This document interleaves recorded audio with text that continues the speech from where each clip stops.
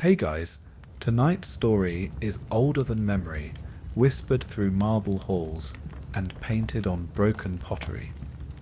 It's the story of a woman whose name became a warning. But before she was a monster, she was someone else. So turn down the lights, let the world slow down.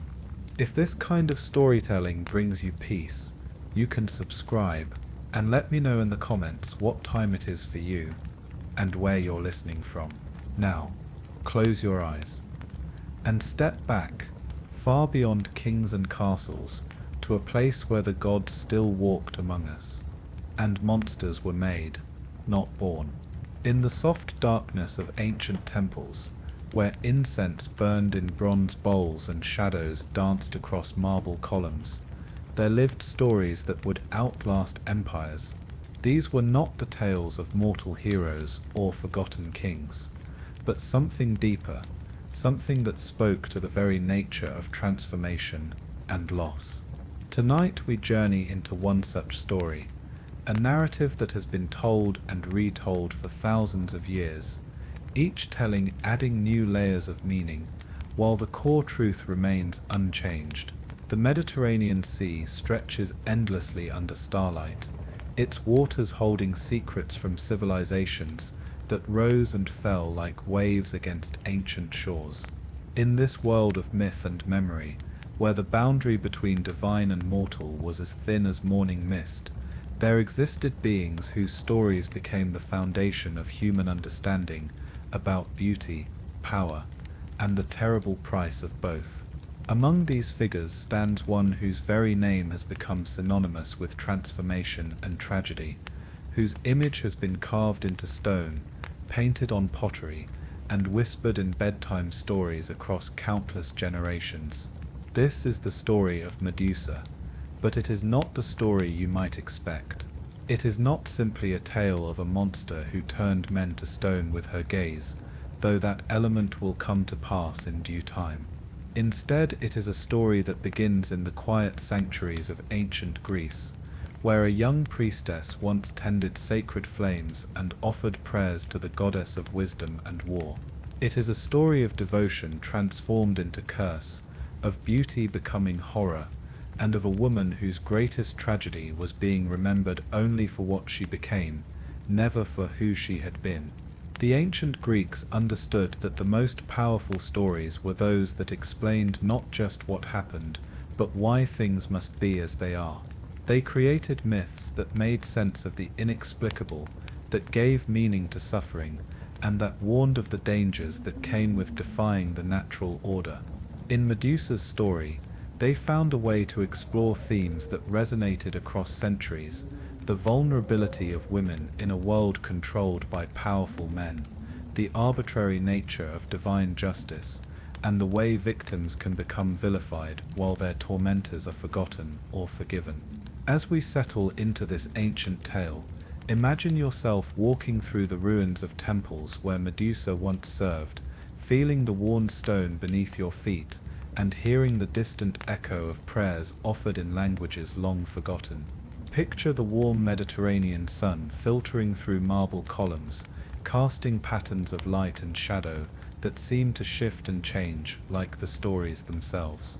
In this space between waking and sleeping, between the known and the mysterious, we will discover how a young woman's life became the stuff of legend, and how her story continues to speak to us across the vast expanse of time. The name Medusa comes from the ancient Greek word meaning guardian or protectress, a meaning that carries profound irony when we consider what her story ultimately became. She was one of three sisters known as the Gorgons, but unlike her siblings, Setno and Uriel, who were born immortal and monstrous, Medusa entered the world as a mortal woman of extraordinary beauty. Her hair flowed like silk in the Mediterranean breeze, her eyes held the depth of ocean storms, and her presence commanded attention in any gathering of gods or mortals. In the beginning, before the transformation that would define her legacy, Medusa chose a life of service and devotion. She became a priestess in the temple of Athena, the grey-eyed goddess of wisdom, warfare, and crafts. This was not a decision made lightly, for the priestesses of Athena were required to take vows of chastity, dedicating their lives entirely to the service of their divine patron. The temple was a place of learning and contemplation, where the sacred flame burned eternally, and where those seeking wisdom could come to offer prayers and receive guidance. Medusa embraced this role with the kind of dedication that spoke to her character and values. She spent her days maintaining the temple's sacred spaces, learning the ancient rituals that honored Athena, and studying the mysteries of wisdom that the goddess represented. The other priestesses respected her knowledge and sought her counsel on matters both sacred and practical. Visitors to the temple often remarked on her grace and intelligence, qualities that seemed to embody the very essence of what Athena valued in her followers. The temple itself was a marvel of ancient architecture, with soaring columns that seemed to reach toward the heavens and intricate carvings that told the stories of Athena's greatest deeds. Sunlight streamed through carefully placed openings, illuminating the great statue of the goddess that dominated the central chamber. Here, surrounded by the tools of learning and the symbols of divine wisdom, Medusa found a purpose that gave meaning to her existence and connected her to something greater than herself. But even in this sacred space, the attention of the gods could bring both blessing and curse. Poseidon, lord of the seas and earthquakes, brother to Zeus himself, noticed the beautiful priestess who served his niece with such devotion. In the ancient world, the desires of gods were not subject to the moral constraints that governed mortal behavior, and Poseidon's interest in Medusa would set in motion events that would transform her from protector to monster, from blessed to cursed, from a name spoken with respect to one whispered in fear. As we prepare to follow this story through its darkest passages and most profound transformations, remember that we are not just witnessing the creation of a myth, but exploring the very human experiences that myths were created to explain and preserve. In Medusa's story, we find reflections of our own struggles with powerlessness, injustice, and the ways that trauma can reshape identity. We discover how stories evolve over time, how they are reinterpreted by each generation to serve new purposes and address contemporary concerns. The Mediterranean night is deep and quiet now, the perfect backdrop for a story that has survived the rise and fall of civilizations. In the gentle rhythm of waves against ancient shores, in the whisper of wind through olive groves, in the soft glow of stars reflected on water, we can still hear echoes of Medusa's story calling to us across the centuries. It is a story that begins with hope and devotion, passes through betrayal and transformation, and ultimately becomes something larger than any single life could contain. So let us begin at the beginning, in those peaceful days when Medusa was simply a young woman who had found her calling in service to the goddess of wisdom, when her future seemed as bright and limitless as the Mediterranean sky, and when no one could have imagined the tragedy that would soon engulf her life and echo through eternity. Chapter 1. A girl named Medusa, in the gentle hours before dawn, when the Mediterranean world lay wrapped in the soft embrace of darkness, and the first whispers of morning light began to touch the marble steps of ancient temples, there moved a figure whose presence seemed to embody the very essence of devotion and grace. This was Medusa, though in these peaceful days her name carried none of the terror that would later make mortals avert their eyes and whisper protective prayers. She was simply a young woman who had found her calling in the service of the divine, whose days were measured not by the ambitions of the outside world, but by the sacred rhythms of temple life and the quiet satisfaction that came from dedication to something greater than herself. The temple of Athena where Medusa served stood as one of the most revered sanctuaries in the ancient world, its white marble columns rising like prayers made manifest against the azure sky. Built on a hill that overlooked the bustling life of the city below, the temple served as a bridge between the mortal and divine realms, a place where the wisdom of the goddess could flow down to those who sought her guidance. The architecture itself spoke of the values that Athena embodied, with clean lines and perfect proportions that reflected the goddess's love of order, wisdom, and strategic thinking. Every element of the structure had been carefully planned and executed by master craftsmen who understood that they were creating not just a building, but a sacred space that would house the divine presence for generations to come. Within these hallowed walls, Medusa had discovered a life that fulfilled her in ways that the conventional paths available to young women of her time could never have provided. While other girls her age were being prepared for marriage and motherhood, learning the domestic skills that would make them valuable wives and the social graces that would help them navigate the complex world of family alliances and household management, Medusa had chosen a different destiny. She had dedicated herself to the service of Athena, taking the sacred vows that would set her apart from the ordinary world and bind her to a life of chastity, study, and devotion. The decision to become a priestess was not one that Medusa had made lightly or impulsively. It represented a fundamental choice about how she wanted to spend her mortal years, what values she wanted to embody, and what kind of legacy she hoped to leave behind. In the ancient world, where women's options were often limited by social expectations and family obligations, the priesthood offered a rare opportunity for intellectual and spiritual fulfillment. As a priestess of Athena, Medusa would have access to the temple's extensive library, the chance to study philosophy and theology with learned scholars, and the responsibility of maintaining the sacred traditions that connected the present generation with the wisdom of the past. The daily routines of temple life provided structure and meaning to Medusa's existence in ways that resonated deeply with her character and temperament. Each morning she would rise before the sun to participate in the dawn prayers that welcomed the new day and renewed the temple's dedication to serving the goddess.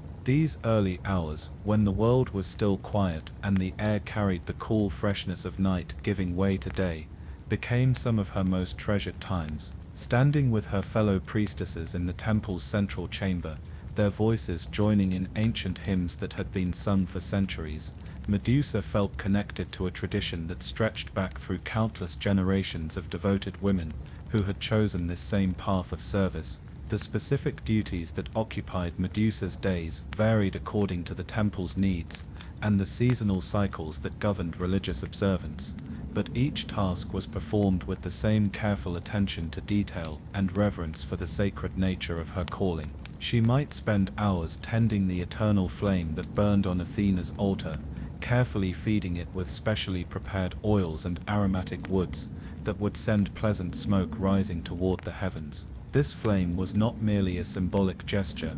Hey guys, tonight's story is older than memory, whispered through marble halls and painted on broken pottery. It's the story of a woman whose name became a warning, but before she was a monster, she was someone else. So turn down the lights, let the world slow down. If this kind of storytelling brings you peace, you can subscribe, or not. And let me know in the comments what time it is for you, and where you're listening from. Now close your eyes, and step back far beyond kings and castles, to a place where the gods still walked among us, and monsters were made, not born.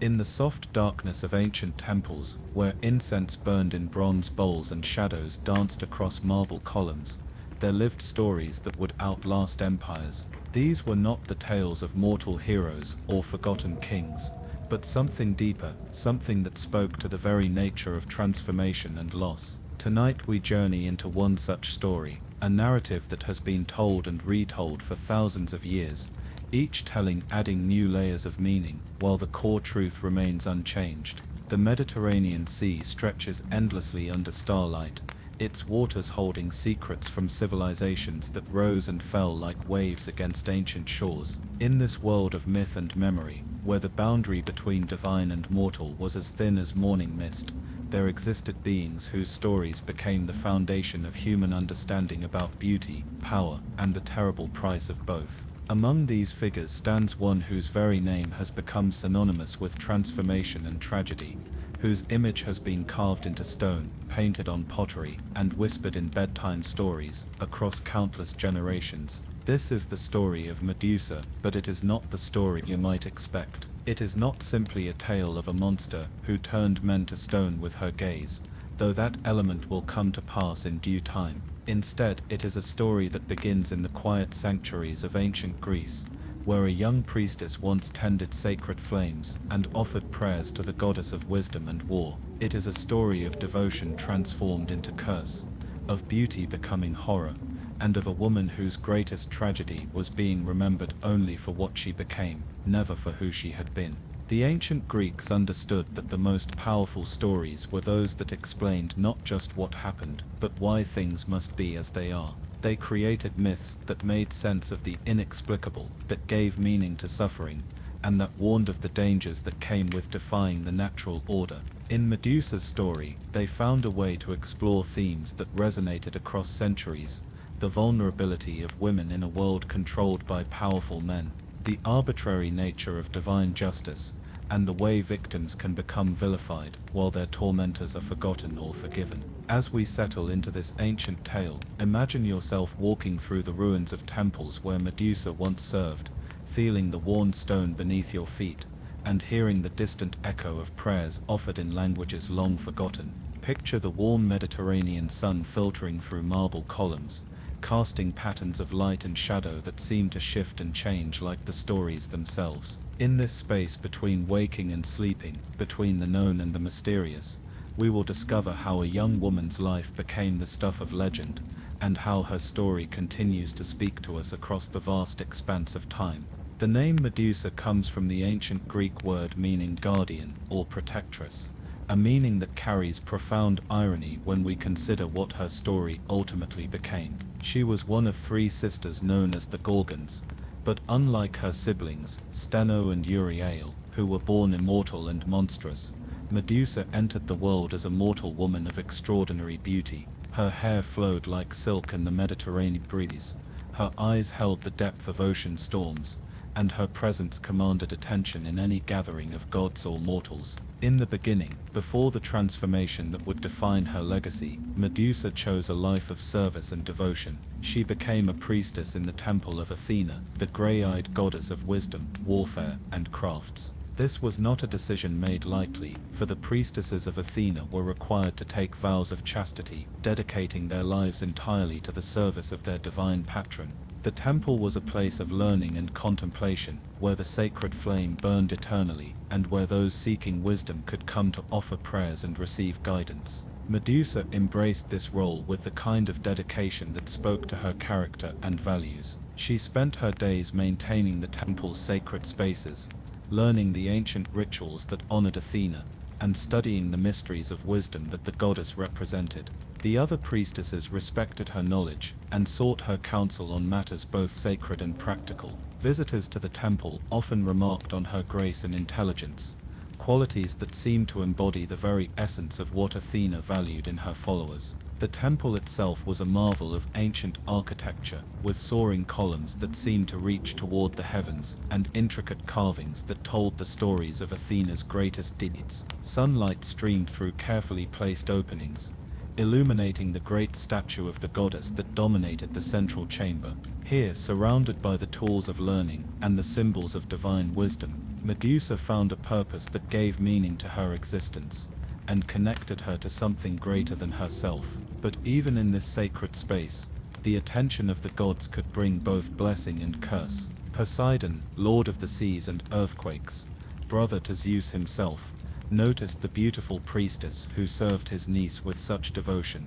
In the ancient world, the desires of gods were not subject to the moral constraints that governed mortal behavior, and Poseidon's interest in Medusa would set in motion events that would transform her from protector to monster, from blessed to cursed, from a name spoken with respect to one whispered in fear. As we prepare to follow this story through its darkest passages and most profound transformations, remember that we are not just witnessing the creation of a myth, but exploring the very human experiences that myths were created to explain and preserve. In Medusa's story, we find reflections of our own struggles with powerlessness, injustice, and the ways that trauma can reshape identity. We discover how stories evolve over time, how they are reinterpreted by each generation to serve new purposes and address contemporary concerns. The Mediterranean night is deep and quiet now, the perfect backdrop for a story that has survived the rise and fall of civilizations.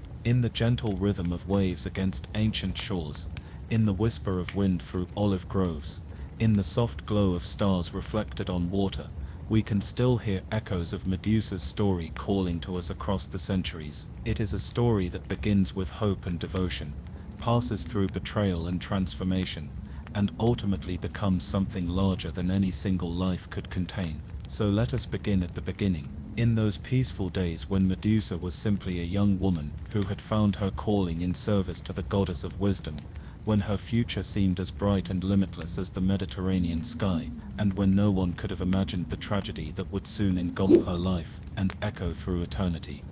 Chapter 1. A girl named Medusa. In the gentle hour before dawn, when the Mediterranean world lay wrapped in the soft embrace of darkness, and the first whispers of morning light began to touch the marble steps of ancient temples, there moved a figure whose presence seemed to embody the very essence of devotion and grace. This was Medusa, though in these peaceful days her name carried none of the terror that would later make mortals avert their eyes and whisper protective prayers. She was simply a young woman who had found her calling in the service of the divine, whose days were measured not by the ambitions of the outside world, but by the sacred rhythms of temple life, and the quiet satisfaction that came from dedication to something greater than herself. The Temple of Athena, where Medusa served, stood as one of the most revered sanctuaries in the ancient world, its white marble columns rising like prayers made manifest against the azure sky. Built on a hill that overlooked the bustling life of the city below, the temple served as a bridge between the mortal and divine realms, a place where the wisdom of the goddess could flow down to those who sought her guidance. The architecture itself spoke of the values that Athena embodied, with clean lines and perfect proportions that reflected the goddess's love of order, wisdom, and strategic thinking. Every element of the structure had been carefully planned and executed by master craftsmen, who understood that they were creating not just a building, but a sacred space that would house the divine presence for generations to come. Within these hallowed walls, Medusa had discovered a life that fulfilled her in ways that the conventional paths available to young women of her time could never have provided. While other girls her age were being prepared for marriage and motherhood, learning the domestic skills that would make them valuable wives and the social graces that would help them navigate the complex world of family alliances and household, Medusa had chosen a different destiny. She had dedicated herself to the service of Athena, taking the sacred vows that would set her apart from the ordinary world and bind her to a life of chastity, study, and devotion.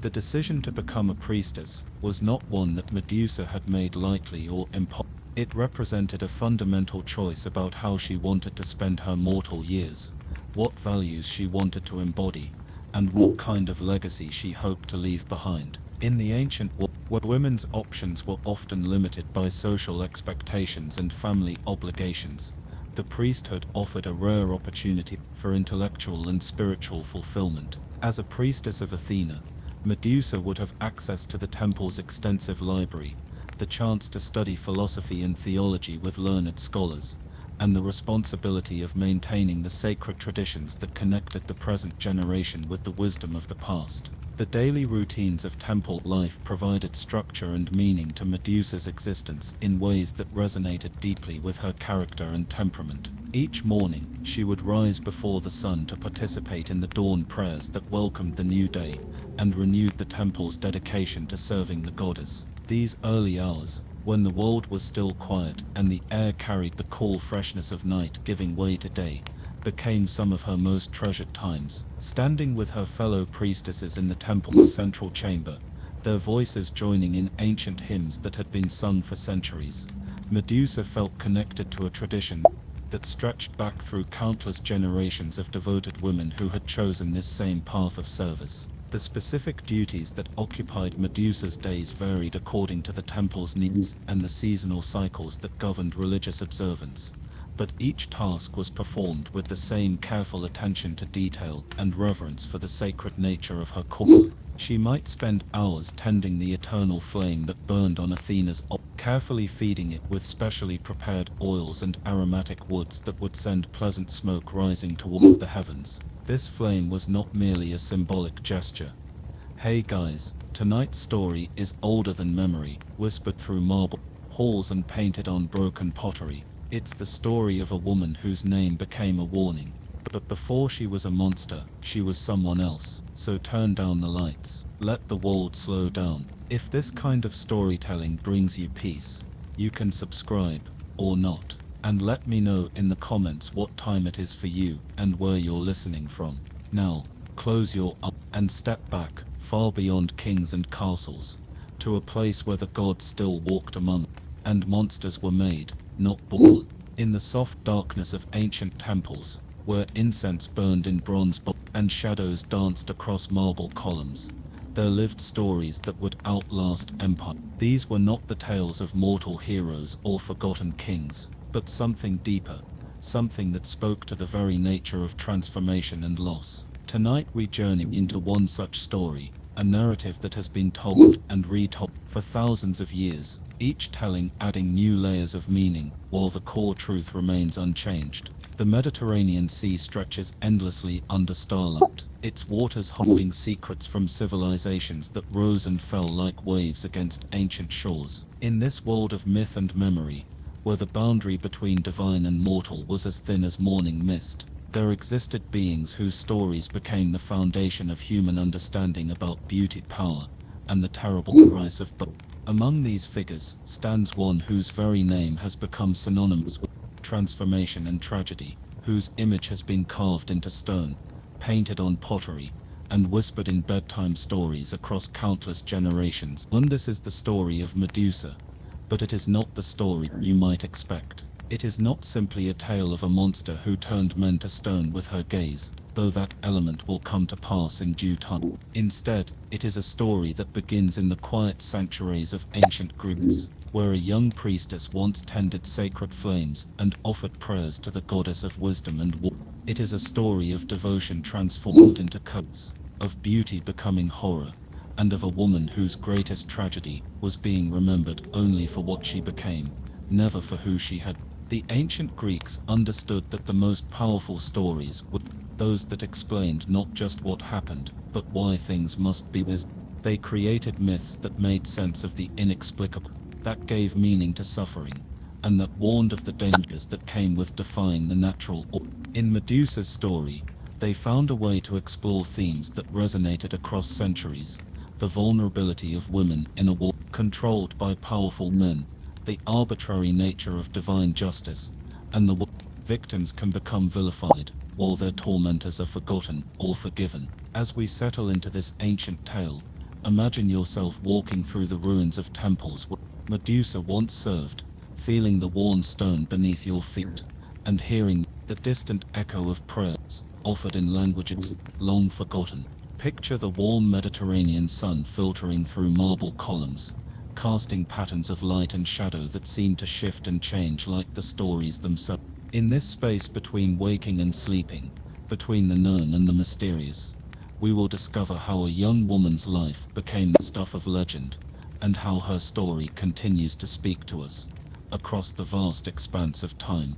The name Medusa comes from the ancient Greek word meaning guardian or protectress, a meaning that carries profound irony when we consider what her story ultimately became. She was one of three sisters known as the god, but unlike her siblings Thenon and Uriel, who were born immortal and monstrous, Medusa entered the world as a mortal woman of extraordinary beauty. Her hair flowed like silk in the Mediterranean breeze, her eyes held the depth of ocean storms, and her presence commanded attention in any gathering of gods. All in the beginning, before the transformation that would define her legacy, Medusa chose a life of service and devotion. She became a priestess in the temple of Athena, the grey-eyed goddess of wisdom, warfare, and crafts. This was not a decision made lightly, for the priestesses of Athena were required to take vows of chastity, dedicating their lives entirely to the service of their divine patron.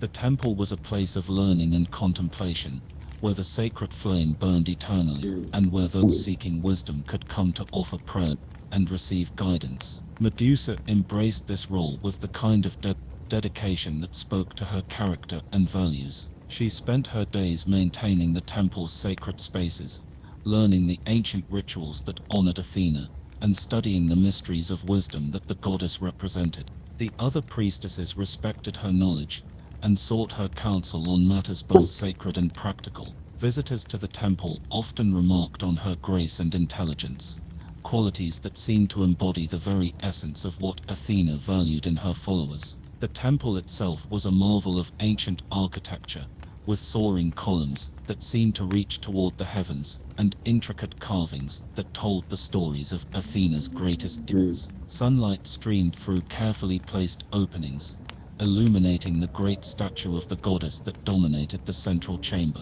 Here, surrounded by the tools of learning and the symbols of divine wisdom, Medusa found a purpose that gave meaning to her existence and connected her to something greater than her. But even in this sacred space, the attention of the god could bring both blessing and curse. Poseidon, lord of the seas and earthquakes, brother to Zeus himself. Seeing the workhouse not as a necessary evil, but as a symbol of everything that was wrong with Victorian society's approach to poverty and social welfare. The stories that emerged from this literary movement were particularly powerful because they gave individual faces and names to what had previously been discussed only in abstract terms, rather than talking about the poor as a faceless mass requiring management and control. These stories presented readers with specific characters whose humanity could not be denied or dismissed. They showed how the workhouse system stripped away not just material possessions, but dignity, identity, and hope itself. But perhaps the most significant change in the narrative came from an unexpected quarter, the workhouse officials themselves. As the decades passed, as the initial optimism of the system's architects gave way to the grim reality of daily administration, many of those responsible for running the workhouses began to speak differently about their institutions and their mission. Guardians who had entered their roles believing they were participating in a grand social reform began to express doubts about the effectiveness and humanity of the system they were supposed to uphold. These officials found themselves caught between the harsh requirements of the law, which demanded that workhouses be made deliberately unpleasant to discourage applications for relief, and their own human responses to the suffering they witnessed daily. Many began to write private letters and public reports that painted a very different picture of workhouse life than the one presented in official documents. They wrote about the impossibility of maintaining morale among staff when their daily work involved denying basic comforts to elderly people and children. They described the psychological toll of administering a system that seemed designed to crush the human spirit. The changing stories were not just a matter of different perspectives being voiced, though that was certainly important. They reflected a fundamental shift in understanding about the nature of poverty and the role of social institutions in addressing it. The original vision of the workhouse as a place where the morally deficient could be reformed through discipline and hard work began to give way to a more complex understanding of poverty as a social and economic problem, rather than a moral failing. This shift in understanding was gradual and uneven, and it was often resisted by those who had invested heavily, either politically or emotionally, in the original vision of the workhouse system. But the accumulating weight of evidence, the growing chorus of voices speaking from personal experience, and the simple passage of time all worked to erode confidence in the fundamental premises upon which the workhouse system had been built. The stories that began to emerge in the later Victorian period painted the workhouse not as a solution to the problem of poverty, but as a symptom of a society that had lost its way in addressing the needs of its most vulnerable members.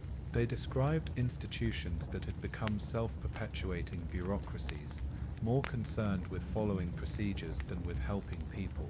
They spoke of a system that had become so focused on deterring the undeserving poor that it had forgotten how to assist the deserving poor, or indeed, whether such distinctions were meaningful or helpful at all. As the narrative changed, so too did the political and social pressure for reform.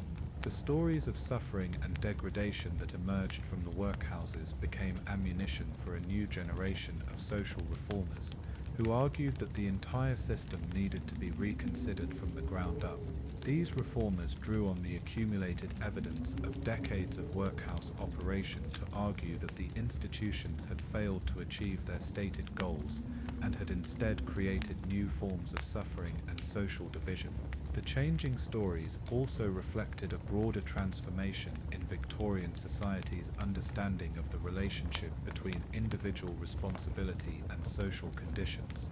The early Victorian confidence in the power of moral instruction and personal discipline to solve social problems began to give way to a more sophisticated understanding of how economic forces, social structures, and institutional policies shaped individual outcomes.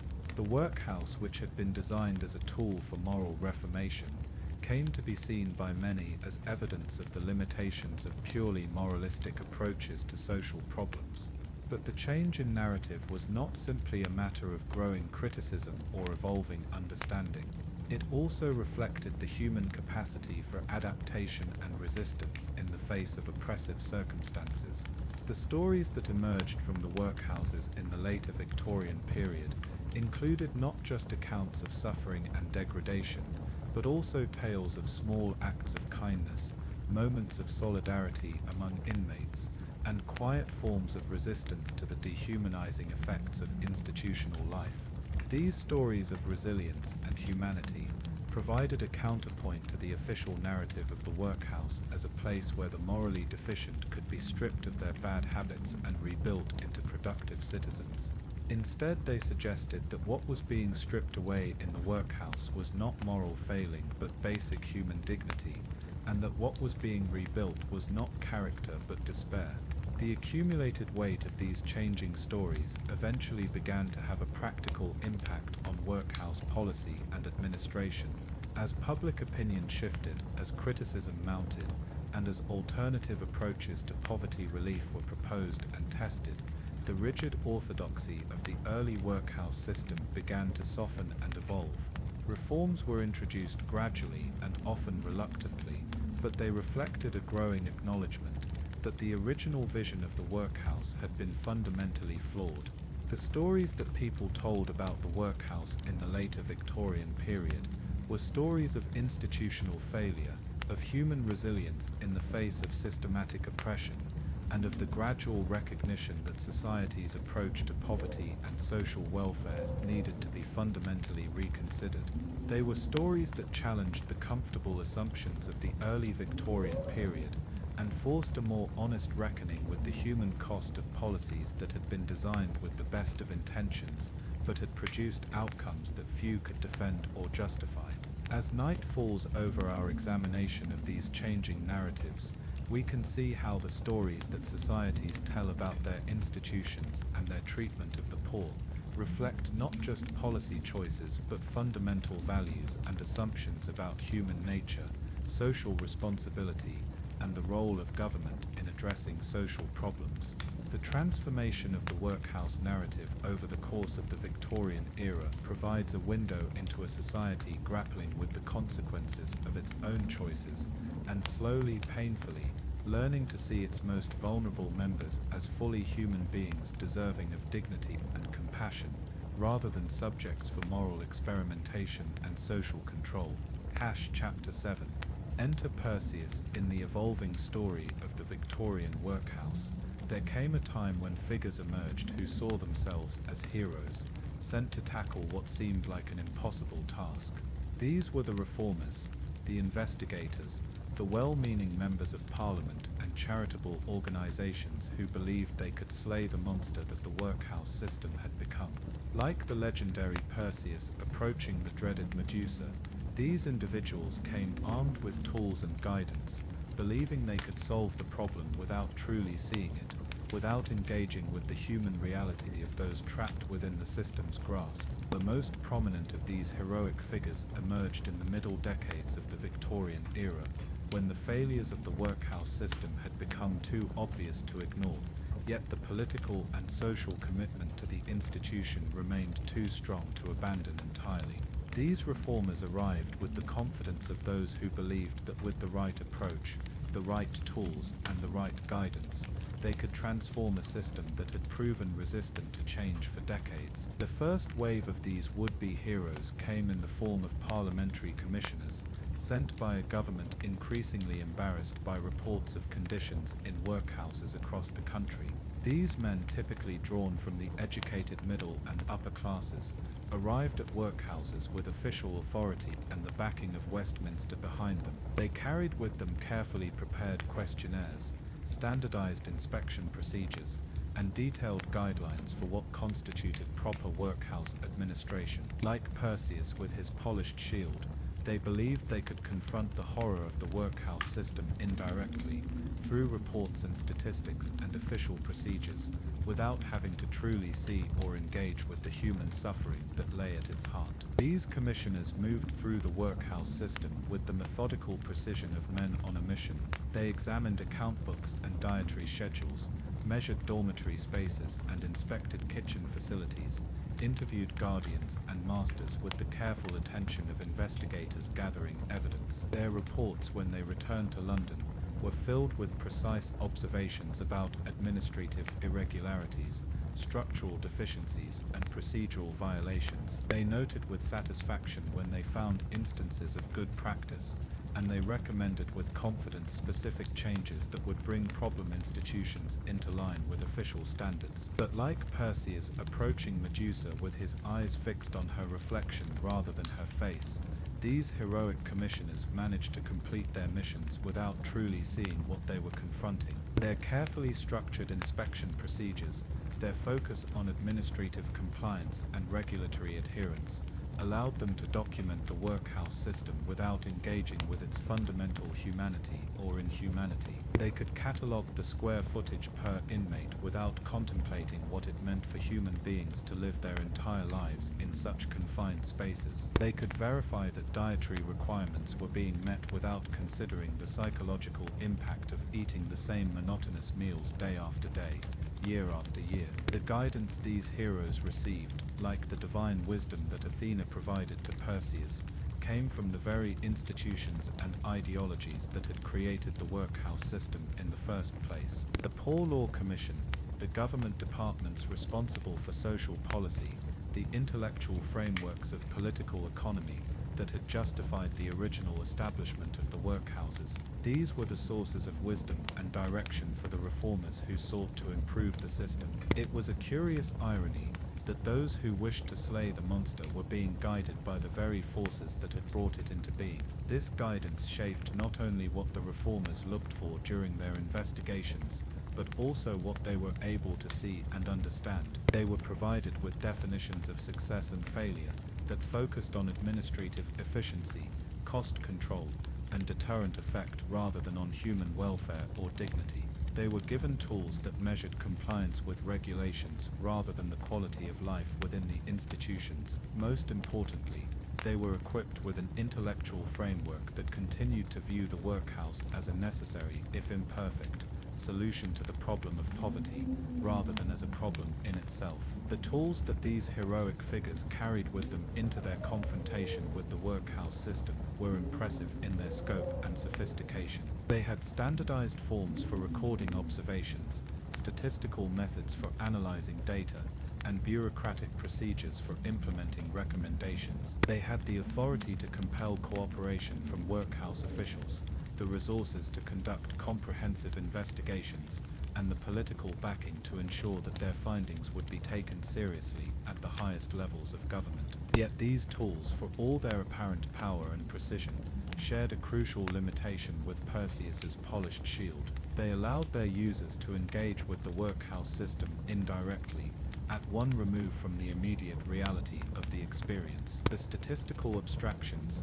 the administrative categories, the regulatory frameworks, all of these provided ways of thinking about and acting upon the workhouse system without requiring direct confrontation with its human impact. A reformer could spend weeks investigating a workhouse, could produce detailed reports documenting serious problems, could recommend significant changes to policy and practice, all without ever truly seeing the people whose lives were shaped by these institutions. This indirect approach was not merely a matter of convenience or bureaucratic habit. It reflected a deeper reluctance, perhaps even an inability, to confront the full implications of what the workhouse system represented.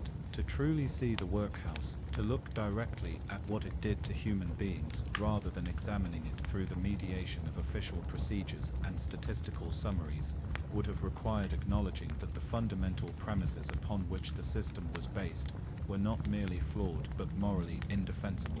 The heroic reformers who entered the workhouse system during this period were, in many cases, genuinely motivated by compassion and a desire to alleviate suffering. They were troubled by reports of harsh conditions, moved by accounts of family separation, and disturbed by evidence of institutional neglect and abuse. But their compassion was channeled through institutional frameworks and intellectual systems that made it impossible for them to address the root causes of the problems they sought to solve. Like Perseus, who had been sent on his mission not out of personal choice, but as the result of political machinations beyond his control, many of these reformers found themselves confronting the workhouse system as representatives of the very political and social forces that had created it. They were members of parliament elected by constituencies that supported keeping poor relief costs low.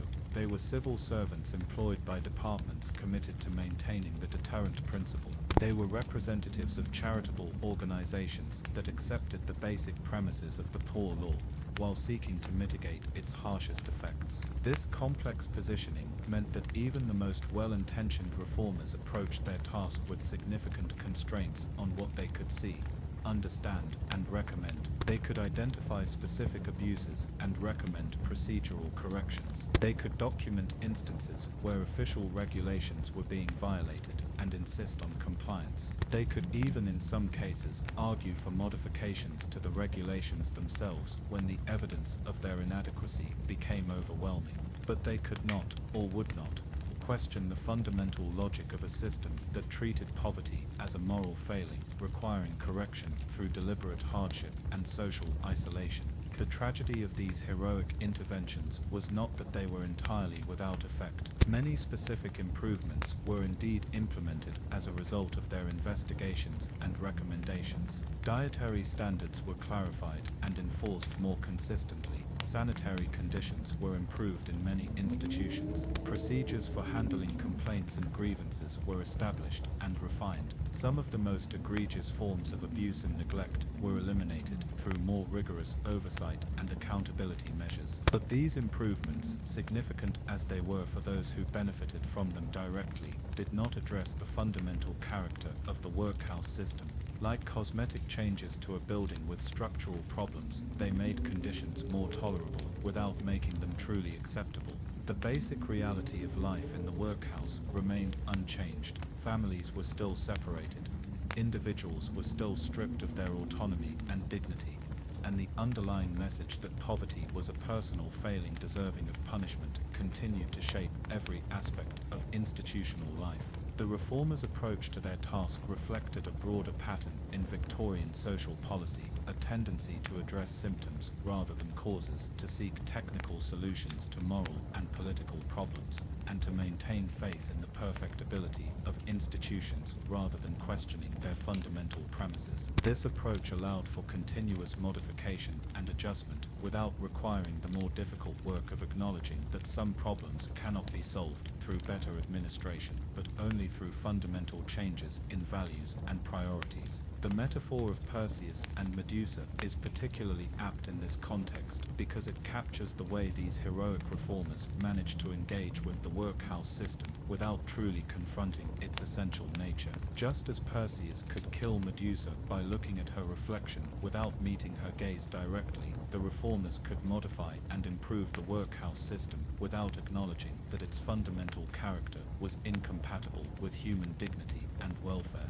The tools they used, the guidance they received, and the framework within which they operated all served to maintain this crucial distance between the reformers and the reality they were attempting to address. They could see the workhouse system clearly enough to identify specific problems and recommend specific solutions, but they could not see it directly enough to recognize that the system itself was the problem, that no amount of reform or improvement could make it truly acceptable. This limitation was not simply a matter of individual blindness or institutional constraint, though both played a role. It reflected a deeper contradiction within Victorian society itself, a society that prided itself on its humanitarian values and progressive ideals while maintaining institutions and practices that systematically violated both. The workhouse system was not an aberration or accident, but a logical expression of fundamental assumptions about poverty, morality, and social responsibility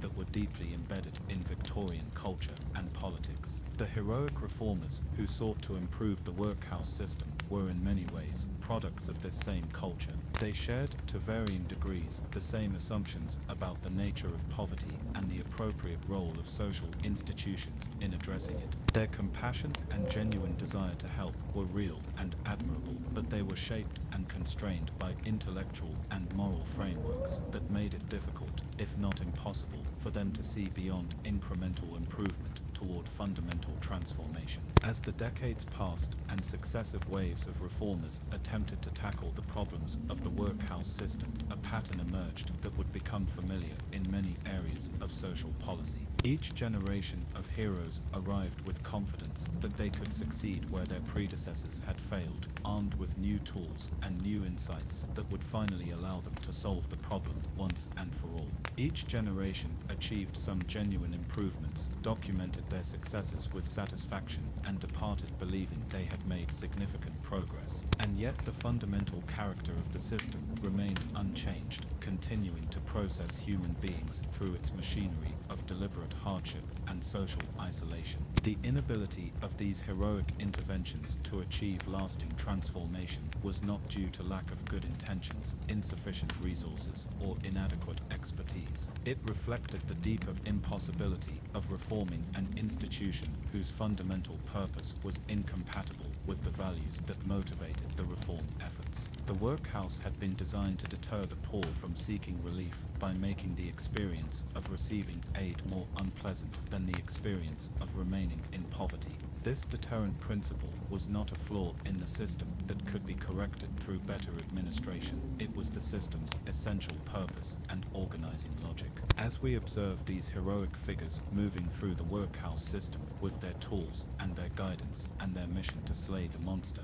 we can see the tragic irony of their situation. Like Perseus, they were genuinely heroic in their willingness to confront a dangerous and difficult challenge. Like Perseus, they were equipped with impressive tools and divine guidance. And like Perseus, they succeeded in their immediate mission without truly understanding what they had accomplished or failed to accomplish. The monster they thought they were slaying through their reforms and improvements was not actually destroyed, but merely transformed, made more palatable and defensible while retaining its essential character. The workhouse system continued to function, continued to process the poor through its machinery of deliberate hardship, continued to separate families and strip individuals of their dignity and autonomy. But now it did so with cleaner buildings, better record keeping, and more efficient administration, changes that made it easier for society to maintain its commitment to an institution that remained fundamentally inhumane. In the quiet moments between their heroic interventions, in the spaces where the official reports did not penetrate and the statistical summaries could not capture, the human reality of workhouse life continued much as it had before. The elderly couple, separated by institutional rules, continued to glimpse each other across the courtyard during their brief exercise periods. The mother, stripped of her children by the demands of gender-segregated dormitories, continued to watch them from a distance during the few supervised visits allowed. The individual, reduced to a number in the administrative machinery, continued to move through the daily routine that had been designed to break their spirit and eliminate their sense of personal agency and worth. These realities remained largely invisible to the heroic reformers, hidden behind the statistics and procedures and regulatory frameworks that allowed them to engage with the workhouse system without truly seeing it. Like Perseus with his polished shield, they could observe and act without direct confrontation, without having to meet the gaze of those whose lives were shaped by their decisions and recommendations. And so the story of these heroic interventions becomes not a tale of triumph over a terrible monster, but a more complex and troubling narrative about the limits of good intentions, the persistence of institutional logic, and the ways in which societies can maintain their commitment to inhumane practices through the comfortable fiction that technical improvements constitute moral progress. The mouth and provided just enough sustenance to prevent starvation. Dinner might bring a small portion of bread, usually stale and often mouldy, accompanied by cheese that was more rind than substance, or a thin soup made from vegetables that had been deemed unfit for sale in the markets. Meat was a rare luxury, appearing perhaps once a week in portions so small they served more as cruel reminders of better times than actual nourishment. The bread was measured to the ounce, the soup ladled out with mathematical precision, every calorie calculated to provide the absolute minimum necessary for survival. The dining hall where these meagre meals were consumed was another exercise in institutional control. Long wooden tables were arranged in perfect rows, with benches that could accommodate dozens of inmates at once. The tables were scrubbed clean but bore the scars of countless meals, knife marks and stains that told the story of human desperation and institutional indifference. Inmates were required to eat in complete silence, their meals consumed under the watchful eyes of officers who were quick to punish any deviation from the prescribed behavior. Work in the workhouse was not employment in any meaningful sense, but rather a form of punishment disguised as productivity. The tasks assigned to inmates were deliberately designed to be soul-crushing in their repetition and pointlessness. Men might spend their days breaking stones in the yard, using heavy hammers to reduce large rocks to gravel that would eventually be used for road construction. The work was back-breaking and dangerous, performed in all weather conditions without adequate protection from the elements. Women were often assigned to the laundry, where they spent hours bent over washboards, in rooms filled with steam and the acrid smell of lye soap. Their hands, already weakened by malnutrition, would crack and bleed from the harsh chemicals and constant moisture. The laundry work was never-ending, as the workhouse generated enormous amounts of dirty linens and clothing that required constant washing and mending. Perhaps the most psychologically devastating work was oakum picking, a task that involved unraveling old rope fiber by fiber. Inmates would sit for hours, their fingers working methodically to separate the strands of tar-covered hemp, their nails breaking and their fingertips becoming raw and bleeding. The oakum was used for caulking ships, but the work itself served no purpose beyond keeping inmates busy and reinforcing their status as beings whose time and energy had no value beyond what the institution chose to assign to it. The workday began before dawn and continued until well after dark, with only brief breaks for the inadequate meals and mandatory chapel services. The pace was relentless, designed not to teach useful skills or provide meaningful occupation, but to exhaust inmates physically and mentally, leaving them too tired to think about escape or rebellion. Those who could not keep up with the required pace were punished with reduced rations or solitary confinement, creating a cycle of weakness and punishment that few could break. Chapel services were mandatory for all inmates, regardless of their personal religious beliefs or lack thereof. The workhouse chapel was typically a cold, austere space with hard wooden pews and high windows that cast pale light on the assembled congregation of the desperate. The sermons delivered in these chapels were not messages of hope or comfort, but rather stern lectures about the moral deficiencies that had led to pauperism and the need for submission to authority as a path to redemption. The The chaplain, usually a man who had never known real hardship himself, would stand in his elevated pulpit and deliver homilies about the virtue of suffering and the importance of accepting one's place in the divinely ordained social order. The inmates, weakened by hunger and exhausted by labor, were required to sing hymns that praised the very system that oppressed them, their voices joining in a chorus of enforced gratitude that echoed hollowly through the vaulted ceiling. Religious instruction was considered an essential component of the workhouse regime, based on the belief that poverty was fundamentally a spiritual problem that could be solved through proper moral education. Inmates were required to attend Bible study sessions, where they memorized passages that emphasized obedience, humility, and acceptance of suffering as God's will. The irony that many of these passages spoke of caring for the poor and feeding the hungry was apparently lost on the authorities, who used them to justify a system designed to make poverty as unpleasant as possible. The isolation experienced by workhouse inmates was not just physical but emotional and spiritual as well. Contact with the outside world was severely restricted, and letters to or from family members were rare privileges that had to be earned through good behavior and compliance with institutional rules.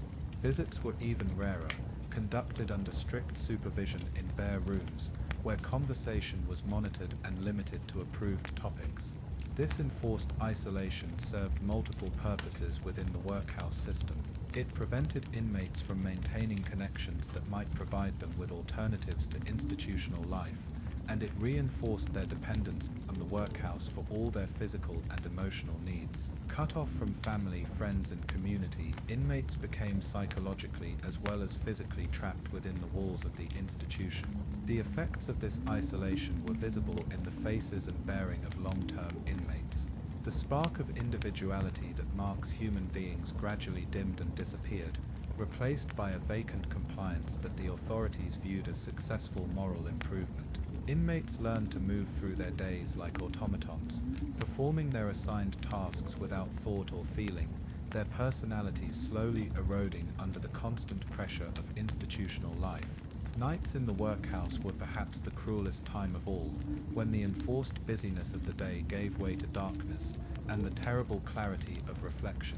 Lying on their thin mattresses in the crowded dormitories, inmates had nothing to do but think about their circumstances, their lost families, their vanished hopes. The sounds of weeping and whispered prayers filled the darkness, a symphony of human misery that served as a lullaby for those too exhausted to care anymore. Sleep, when it came, brought little rest. The beds were uncomfortable, the blankets inadequate, and the constant presence of so many other people made privacy and peace impossible. Dreams, when they occurred, were often cruel reminders of better times, visions of warm kitchens and loving families that made waking to the reality of workhouse life even more painful. The seasonal cycle brought its own particular cruelties to workhouse life. Winter was especially harsh, as the inadequate heating system struggled to warm the vast spaces of the institution. Inmates shivered through the long nights, their thin blankets providing little protection against the damp cold that seemed to seep through the very stones of the building. Frostbite was common, as was pneumonia, which carried off many who might have survived their other hardships. Summer brought different challenges, as the same buildings that were impossible to heat in winter became stifling ovens when the sun beat down on their slate roofs.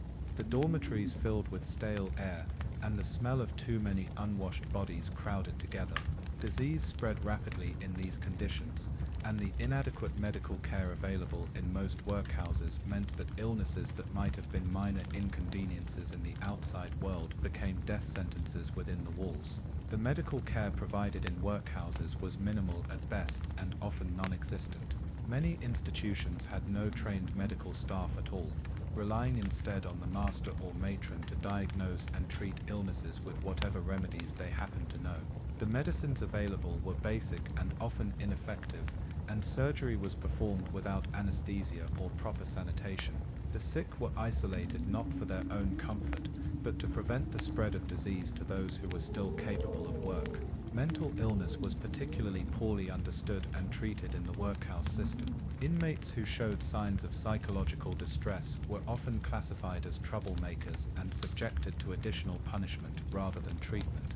The isolation cells where difficult cases were confined were barely large enough for a person to lie down, with no light except what filtered through a small grated opening in the door. Days or weeks in these conditions often drove already fragile minds completely over the edge.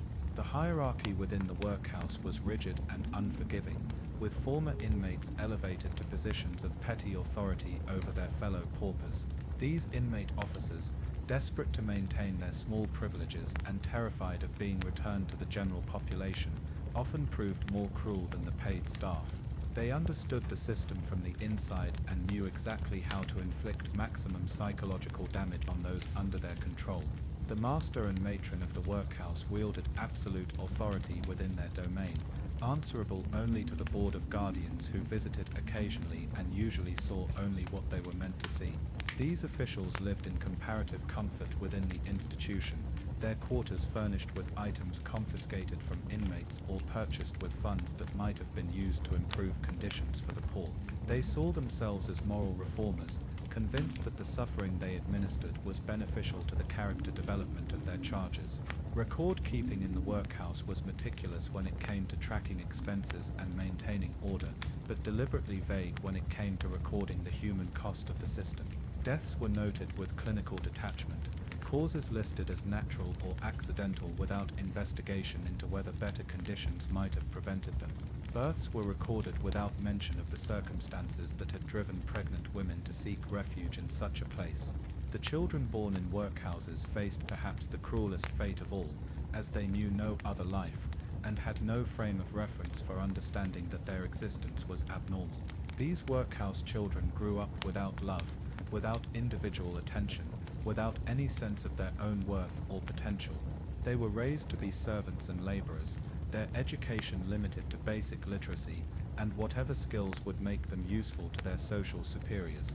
The education provided to workhouse children was designed to prepare them for lives of subservience and manual labor. Boys learned basic carpentry or metalworking, while girls were taught domestic skills like cooking and sewing. Academic subjects were limited to reading, writing, and arithmetic, and even these were taught grudgingly and poorly. The goal was not to develop the children's minds, but to make them capable of following orders and performing simple tasks. Apprenticeships for workhouse children were often little more than slavery by another name. Young people were bound over to masters who provided minimal training and maximum exploitation, working them long hours for little or no pay. Many apprentices died from overwork or industrial accidents, their deaths recorded as unfortunate but inevitable consequences of their low birth and unfortunate circumstances. The psychological effects of workhouse life extended far beyond the walls of the institution itself. Those who managed to leave often carried the stigma and trauma with them for the rest of their lives. The shame of having been a pauper marked them in a society that viewed workhouse residence as proof of moral failure. Employment opportunities were limited for former inmates, as employers were reluctant to hire those who had been tainted by association with the poor law system. Families torn apart by the workhouse system were rarely reunited, even when economic circumstances improved. Children who had been separated from their parents at tender ages grew up as strangers, with no memory of family bonds or shared history. Spouses who had been housed in separate wards often found that their relationships had been irreparably damaged by the experience of institutional life and enforced separation. The language used to describe workhouse life was carefully chosen to reinforce the social attitudes that made the system possible. Inmates were not called residents or even prisoners, but paupers, a term that carried implications of moral deficiency and social worthlessness. They were not said to live in the workhouse but to be relieved there, suggesting that their presence was a burden rather than a basic human need for shelter and sustenance. The administrators of the poor law system spoke of moral improvement and character building, using language that made their cruelty sound like kindness and their neglect seem like tough love. They described the harsh conditions as necessary medicine for the disease of pauperism, and they convinced themselves and much of the public that suffering was an essential component of the cure. The wider society that allowed the workhouse system to exist and flourish was complicit in its cruelties through willful ignorance and deliberate indifference. Middle and upper-class citizens convinced themselves that the poor were poor by choice, that suffering was deserved, and that charity without punishment would only encourage laziness and dependence. They supported policies that made poverty as unpleasant as possible, believing that this would motivate the poor to work harder and live more virtuously. The exile experienced by workhouse inmates was thus not just physical separation from society, but a complete removal from the category of beings worthy of human sympathy and consideration. They became non-people, their suffering invisible to those who had the power to alleviate it, their voices silenced by a system that defined them as morally inferior and socially dangerous. The workhouse stood as a monument to the Victorian belief that poverty was a crime, and that the poor deserved whatever punishment society chose to inflict upon them. It was a place where human beings were systematically broken down and rebuilt as compliant servants, where individuality was crushed and dignity was sacrificed on the altar of social order. The exile that began with admission to the workhouse was an exile from humanity itself, a casting out that was both cause and consequence of a society that had lost its way in the darkness of industrial progress and moral certainty. In the quiet hours before dawn, when the workhouse stirred to life with the sound of bells and shuffling feet, the true nature of this exile became clear. It was not just separation from the world outside, but separation from hope, from dignity, from the essential qualities that make life worth living.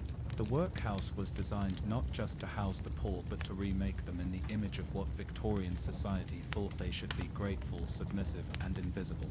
The exile was complete, and for many it was permanent, lasting not just until they could escape the physical walls of the institution, but until death finally released them from the spiritual prison that the workhouse had constructed around their souls.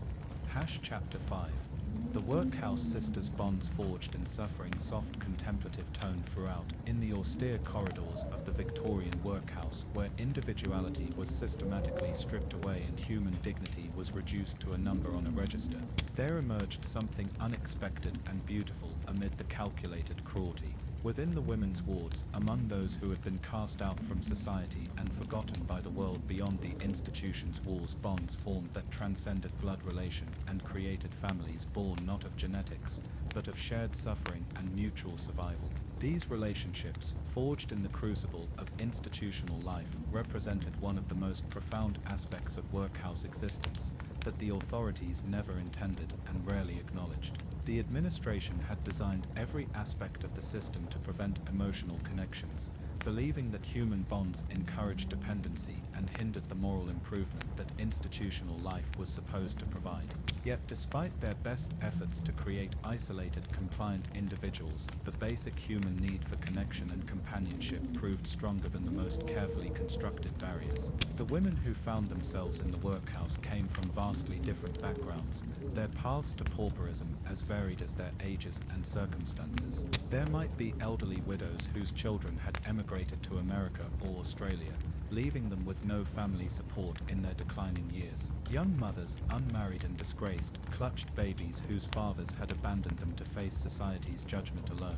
Middle-aged women who had worked as seamstresses or domestic servants until illness or injury made them unemployable, found themselves sharing quarters with former prostitutes and women who had been driven to petty theft by desperation.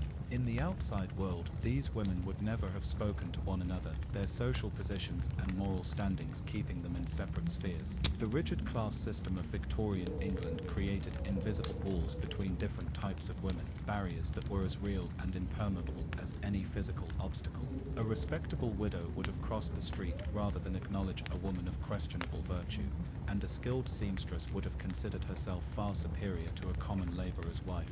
But the workhouse was a great equalizer, stripping away the external markers of class and status until all that remained was the common humanity of women who had nowhere else to go. The identical grey uniforms erased the visual cues that would have immediately identified each woman's social position. The shared experiences of hunger, cold, and degradation created a common ground that transcended the artificial barriers that had once divided them. The dormitories where these women slept became the breeding ground for relationships that would sustain them through the darkest periods of their institutional lives. Lying on narrow beds separated by mere inches, whispered conversations in the darkness created the first tentative connections between women who had been taught by society to view each other as competitors or moral threats. The youngest among them, girls barely out of childhood, who had been abandoned by families unable to support them, were naturally drawn to older women who could provide the maternal comfort that institutional life so cruelly denied. Sarah Mitchell had been a governess before the family that employed her lost their fortune in a series of bad investments. At 35, she found herself in the workhouse with no references and no prospects, her education and refinement counting for nothing in an institution that valued only compliance and physical labor. She might have remained isolated by her middle-class background and superior education, but the sound of quiet sobbing from the bed next to hers on her first night drew her into conversation with Mary O'Brien, an Irish woman who had lost her husband in a factory accident and her children to disease. The friendship that developed between Sarah and Mary seemed impossible by the standards of the outside world. Sarah spoke with the cultured accent of the educated classes, while Mary's speech carried the thick brogue of County Cork and the rough vocabulary of the Dublin slums. Sarah had spent her working life in drawing rooms and libraries, while Mary had known only the noise and danger of factory work and the constant struggle to keep her family fed and housed. Yet in the strange democracy of the workhouse, these differences became irrelevant in the face of their shared need for human connection and understanding. Their friendship began with small acts of kindness that violated the institutional rules, but provided essential comfort in an environment designed to break the human spirit. Sarah would share her slightly larger portion of bread with Mary, whose smaller frame had earned her reduced rations. Mary, whose years of physical labor had left her better adapted to the harsh work requirements, would quietly complete Sarah's assigned tasks when the former governess's soft hands became too raw and bleeding to continue. These small acts of mutual support did not go unnoticed by the other women in their work, and gradually a network of care and protection began to form around the original friendship. Margaret Thompson, a woman in her 60s who had been a cook in a great house until arthritis made her hands too stiff to work, became a maternal figure to the younger women. Her years of experience in managing difficult employers had taught her to read the moods of authority figures, and she proved invaluable in helping the others avoid the worst punishments that the workhouse officials could inflict. Elizabeth Harper, barely 18 and pregnant with a child whose father had disappeared the moment he learned of her condition, found herself taken under the protection of women who might have shunned her in the outside world, but who recognized her vulnerability and need for support. The shame that society attached to unmarried pregnancy meant nothing to women who had themselves been judged and found wanting by the moral standards of Victorian England. The formation of these bonds was a gradual process, built through countless small interactions and shared experiences that slowly eroded the barriers between women who had been taught to distrust and compete with one another. A word of encouragement during a particularly difficult work assignment, a gentle touch on the shoulder during moments of despair, the sharing of precious memories from better times all contributed to the creation of relationships that provided emotional sustenance in an environment designed to starve the soul. The work assignments in the workhouse, intended to break down individual identity and create uniform compliance, ironically provided opportunities for these relationships to deepen and strengthen. The laundry, where women spent endless hours bent over washtubs filled with scalding water and harsh soap, became a place where quiet conversations could be conducted under the cover of the noise from the washing and wringing of clothes. The rhythm of the work itself, monotonous and repetitive, created a kind of meditative state that allowed for intimate sharing of stories and dreams. In the sewing rooms, where women repaired the endless stream of worn clothing and linens that the institution generated, fingers working automatically on familiar tasks freed minds to wander and voices to whisper. The older women taught the younger ones not just the practical skills of needlework, but the subtler arts of surviving institutional life.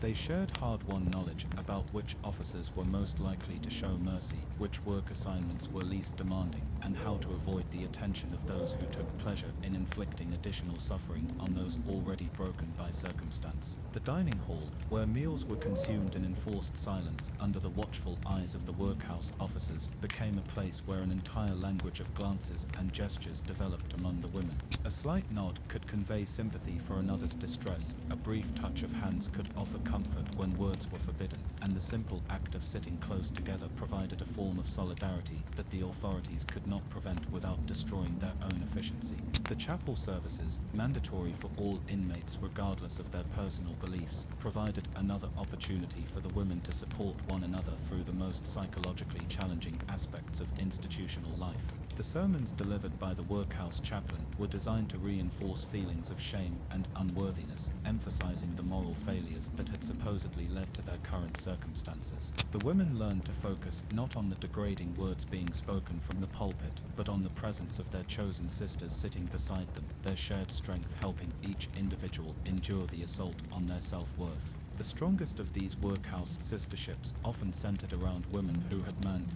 'Tis his arrogance and lust took by force what had been denied to him by choice. In Athena's own temple, before the very altar where Medusa had sworn her sacred vows, the god of the seas committed an act that defiled not only the priestess, but the sacred space itself. The temple, once pure and holy, now bore the stain of violence. The marble floors that had known only the soft footsteps of devoted priestess now witnessed struggle and terror.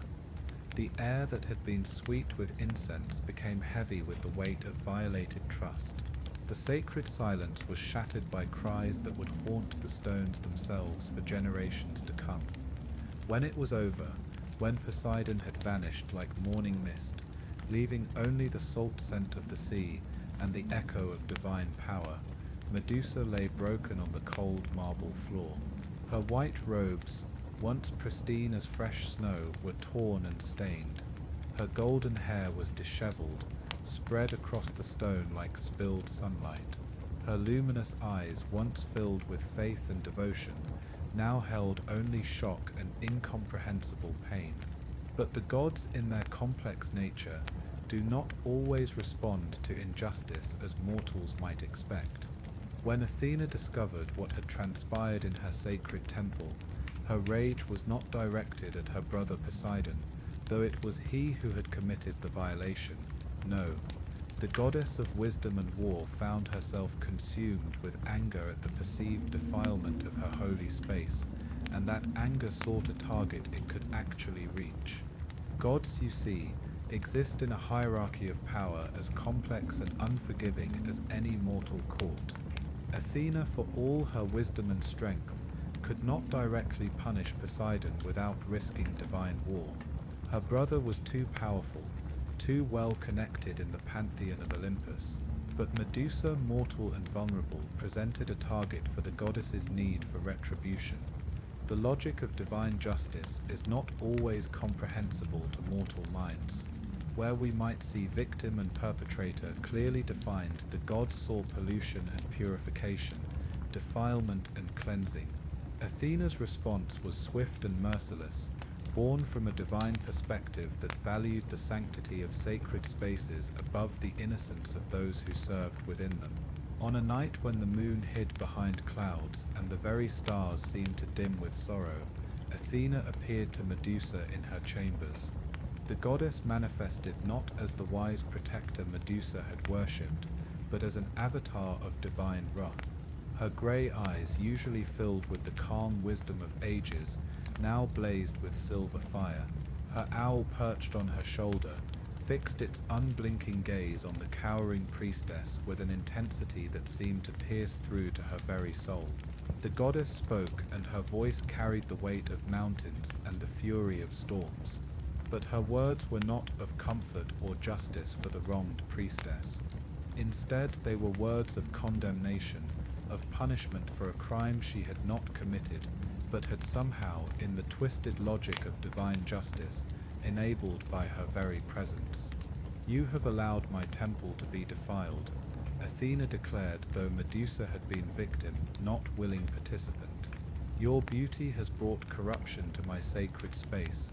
Your very existence has become an affront to the purity I demand. Medusa tried to protest, to explain what had truly happened, to plead for understanding and mercy. Her voice, once melodious as a songbird's call, cracked with emotion as she tried to make the goddess understand her innocence. She fell to her knees, hands clasped in supplication, tears streaming down her face like morning dew on flower petals. But Athena's mind was made up, her decision as fixed as the North Star. The goddess raised her hand, and divine power began to flow from her fingers like liquid silver. The air in the chamber grew thick and oppressive, charged with the energy of transformation. Medusa felt the change beginning even before she could fully comprehend what was happening to her. The transformation was not sudden, like a lightning strike, but gradual, like the slow changing of seasons. It began with her hair, that glorious golden cascade that had been one of her most beautiful features. Strand by strand, the silken locks began to writhe and twist, taking on a life of their own. The sensation was indescribable, a crawling, slithering feeling that started at her scalp and spread outward. As Medusa watched in horror, her reflection in the polished bronze mirror showing her hair transforming into something that defied nature itself. Each strand thickened and elongated, developing scales that caught the lamplight with an oily sheen. Her beautiful hair was becoming a nest of serpents, each one alive and venomous, their tiny eyes glittering with malevolent intelligence. The snakes that had once been her crowning glory hissed and writhed, their forked tongues tasting the air around her face. They moved independently of her will, a constant reminder of her transformed state. Some were small as earthworms, others thick as a man's finger, all of them deadly, all of them part of her now in ways that made her stomach turn with revulsion.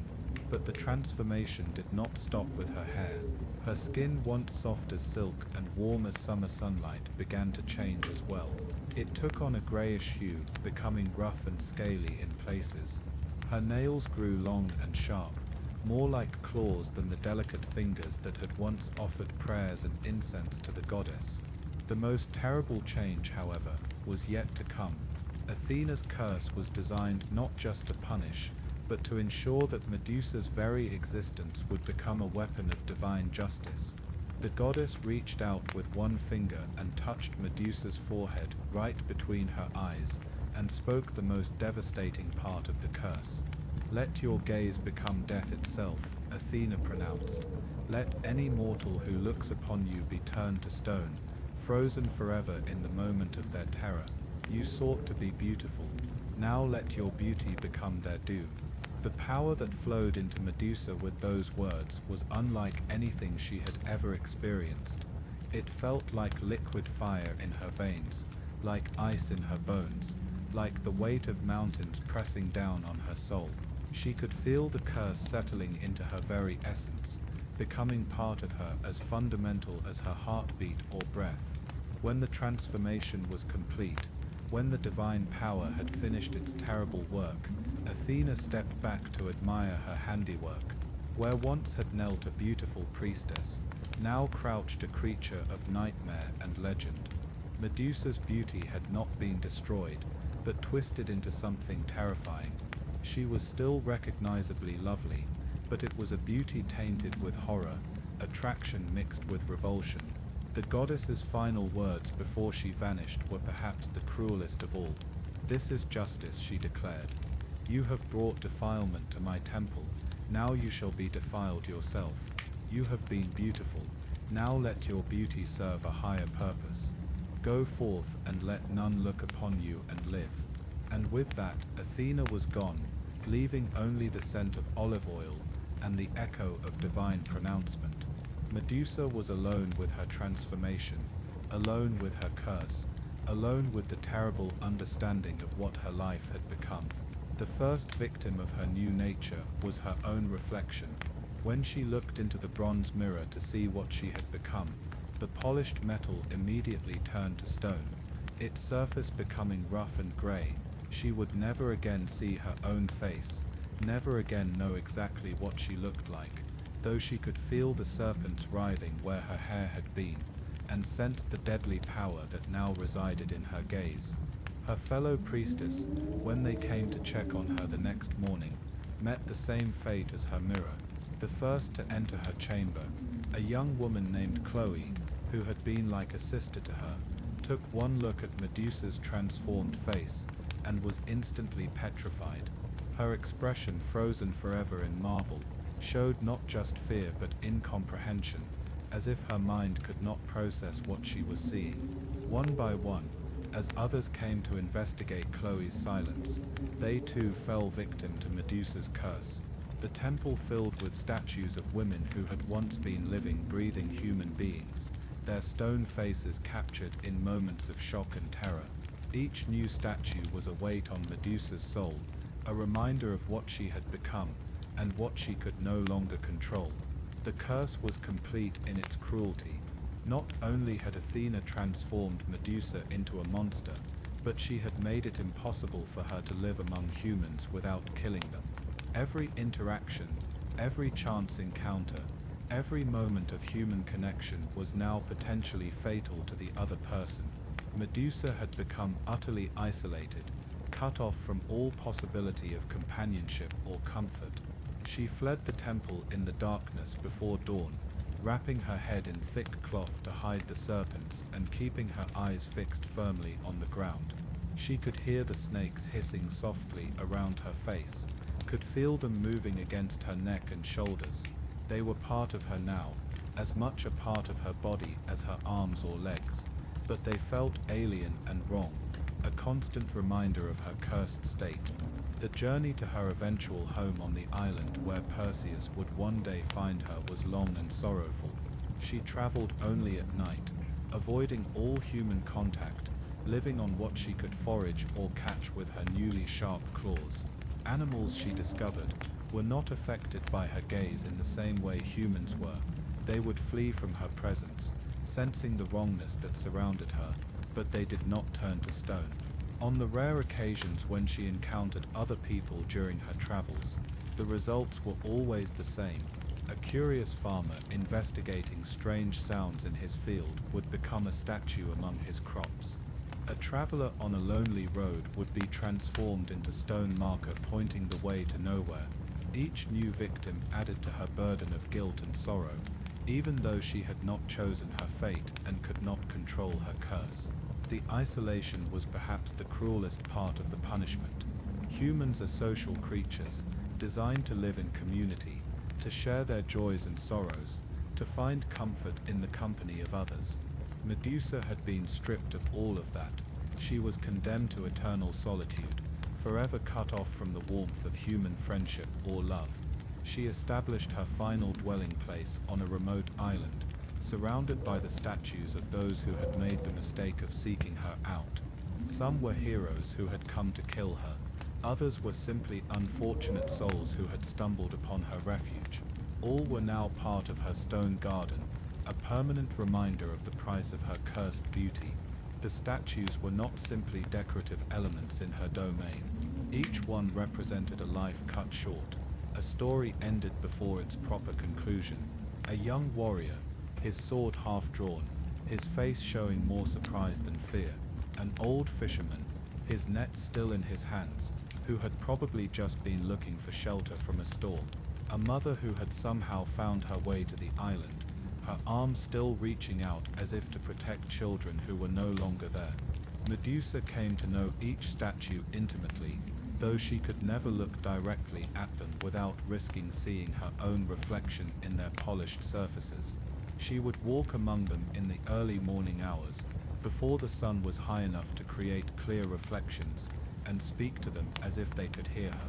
They became her only companions, silent witnesses to her eternal punishment. The serpents in her hair grew more numerous over time, as if the curse was still evolving, still finding new ways to manifest its power. Some of the snakes were small and quick, darting out to catch insects or small lizards. Others were larger and more sluggish, their weight making her neck ache. All of them were venomous. All of them were part of her now, their alien thoughts sometimes mixing with her own in ways that made her question where she ended and they began. At night, when the moon was dark and she could move about more freely, Medusa would sometimes climb to the highest point of her island and look out over the wine-dark sea. She would remember her former life, her days of service in Athena's temple, the simple pleasures of companionship and shared worship. Those memories were both comfort and torture, reminders of what she had lost and could never regain. The curse had transformed her into something that existed outside the normal flow of human life. She was no longer quite mortal, sustained by the divine power that had changed her, but she was not immortal either. She was something in between, something that belonged neither to the world of gods nor the world of humans. She was living proof of divine justice, a walking embodiment of punishment for crimes she had not committed. Yet even in her cursed state, traces of her former beauty remained. Her features, though changed, still held echoes of the loveliness that had first attracted Poseidon's attention.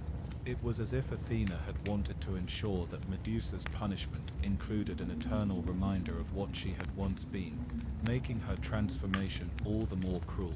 The curse would follow her until the day Perseus arrived on her island, using his polished shield to see her reflection and avoid her deadly gaze.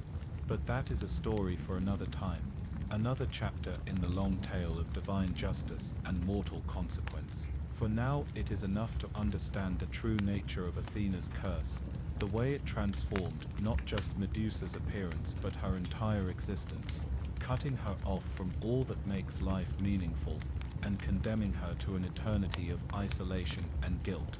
In the quiet of the night, when the wind whispers through the statues that guard her island home, Medusa's story serves as a reminder of the complex nature of justice in the realm of the gods. It speaks to the way punishment can sometimes fall on the innocent, the way divine wisdom can manifest in ways that seem anything but wise to mortal understanding. It is a tale that has echoed through the centuries, because it touches something deep in the human experience. The fear that we might be punished for crimes we did not commit, transformed by forces beyond our control into something we never chose to become. The curse of Athena was complete in its devastation, perfect in its cruelty, and eternal in its effects. It transformed a devoted priestess into a monster, beauty into terror, love into isolation. It stands as one of the most profound examples of how the gods' justice operates, according to rules that mortals can never fully understand, creating consequences that ripple through time like stones thrown into still water. And so Medusa remains, alone on her island, surrounded by the stone witnesses to her cursed existence, a living embodiment of divine retribution and the price of unwanted beauty. Her serpent hair hisses in the wind, her deadly gaze sees only stone and shadow, and her heart carries the weight of every life her curse has claimed. She is both victim and monster, innocent and dangerous, beautiful and terrible, all at once. The transformation is complete, the curse is absolute, and the punishment continues without end, as eternal as the gods who decreed it, and as final as the stone that surrounds her island home. First Chapter 4. Exile begins. Soft, contemplative tone throughout. In the grey morning light of Victorian England, when the Industrial Revolution had transformed the landscape into a patchwork of smoking chimneys and crowded tenements, there existed a peculiar form of exile that was both physical and spiritual in nature. The workhouse system, established under the Poor Law Amendment Act of 1834, created a world within the world, a place where the unfortunate found themselves cast out from ordinary society and trapped in an existence that stripped away not just their freedom, but their very identity as human beings. Picture, if you will, the moment when someone first realized they would have no choice but to enter the workhouse. Perhaps it was a widow whose husband had died in one of the countless industrial accidents that plagued the era, leaving her with children to feed and no means of support. Maybe it was an elderly craftsman whose trade had been made obsolete by the relentless march of mechanization, his skilled hands no longer needed in a world of steam-powered machinery. Or it could have been a young person whose family had simply reached the breaking point of poverty, where even sharing a single room among 8 people and surviving on bread and weak tea was no longer possible. The decision to enter the workhouse was never truly a decision at all. It was surrender. It was the moment when pride gave way to desperation, when the fear of starvation overcame the terror of institutional life. Those who found themselves walking toward the forbidding gates of the workhouse carried with them not just their few remaining possessions, but the weight of failure in a society that viewed poverty as a moral deficiency rather than an economic reality. The architecture of the workhouse itself was designed to communicate a message before a single word was spoken. These buildings rose from the landscape like monuments to human suffering, their red brick walls stretching endlessly upward, broken only by small barred windows that looked more like the features of a prison than a place of refuge. The buildings were constructed with deliberate austerity, their design influenced by the utilitarian philosophy that comfort might encourage dependency, and that suffering was a necessary component of moral improvement. The main entrance was typically marked by an imposing archway, often bearing inscriptions that served as warnings rather than welcomes. Above the heavy wooden door, carved in stone letters that seemed to watch the approaching applicants with cold judgment, might be found biblical quotations about the virtue of work or the consequences of idleness. These words were not meant to comfort the desperate souls seeking admission, but to remind them that their circumstances were seen as the result of their own moral failings. Upon approaching the workhouse, applicants would encounter their first taste of the systematic dehumanization that awaited them inside. They were required to present themselves to the porter, a figure who wielded considerable power, despite his relatively low position in the institutional hierarchy. The porter was often a former inmate, who had earned his position through years of compliance, and who understood that his continued privileges depended on maintaining the rigid order that the workhouse demanded. The porter's lodge was a small cramped space filled with ledgers and forms, the paperwork of human misery rendered in careful copperplate handwriting. Here in this dim chamber that smelled of ink and damp wool, the process of transformation from person to porter officially began. Applicants were required to provide detailed accounts of their circumstances, their family histories, their previous attempts to find work or support. Every aspect of their lives was scrutinized, recorded, and judged according to the harsh moral standards of the Victorian era. The questions were invasive and humiliating, designed not just to gather information, but to reinforce the shame that society expected paupers to feel. Had they been drinking? Were they married legally? Or were they living in sin? How many children did they have? And were those children legitimate? Had they ever been in trouble with the law?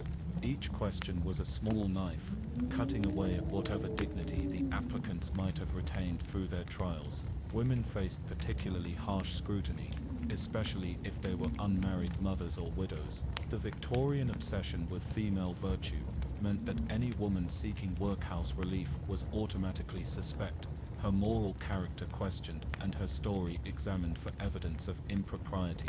A woman who could not produce a marriage certificate might find herself classified as a prostitute, regardless of her actual circumstances. A widow whose husband had died of drink might be blamed for his death, as if her moral influence should have been sufficient to save him from his weakness. Children too were subjected to this process of classification and judgment. Those over the age of 2 were separated from their mothers immediately upon admission, the workhouse authorities believing that family bonds encouraged dependency and hindered the moral improvement that institutional life was supposed to provide. The sound of children crying as they were taken from their parents echoed through the reception areas of workhouses across England, a constant reminder of the price that poverty extracted from those least able to pay it. The physical examination that followed admission was perhaps the most degrading part of the entry process. Applicants were required to strip completely and submit to inspection by workhouse officials, ostensibly to check for disease or vermin, but actually serving as another layer of humiliation designed to break down resistance and establish the absolute authority of the institution. The examination took place in cold, bare rooms where privacy was non-existent, and dignity was a luxury that paupers could not afford. Personal belongings were confiscated and catalogued, most never to be returned. Wedding rings were removed and locked away, severing even the symbolic connections to happier times. Letters from family members were read and often destroyed, cutting the threads that might have connected inmates to the world outside. Clothing was taken and replaced with the workhouse uniform, a deliberate erasure of individual identity that left inmates indistinguishable from one another, except for the numbers that were assigned to replace their names. The workhouse uniform was designed to be immediately recognizable and deeply shameful. For men, it consisted of rough grey or brown cloth, fashioned into shapeless garments that hung loosely on bodies already weakened by malnutrition. The fabric was coarse and scratchy, deliberately uncomfortable to wear for extended periods. Women's uniforms were equally drab and unflattering, designed to obscure any hint of femininity or attractiveness. The message was clear: paupers had no right to vanity, no claim to beauty, no expectation of comfort. Once the admission process was complete, new inmates were led through the labyrinthine corridors of the workhouse to their assigned wards. The journey was deliberately confusing, the endless hallways and identical doors serving to disorient newcomers and reinforce their dependence on the institution. The floors were stone or bare wood, polished to a shine by countless hours of unpaid labor from previous inmates. The walls were painted in institutional colors, pale green or gray, chosen not for their aesthetic appeal, but for their ability to hide dirt, and their psychological effect of promoting submission and docility. The wards themselves were monuments to Victorian efficiency and cruelty. Long dormitories housed dozens of inmates in beds placed so close together that privacy was impossible and rest was often elusive.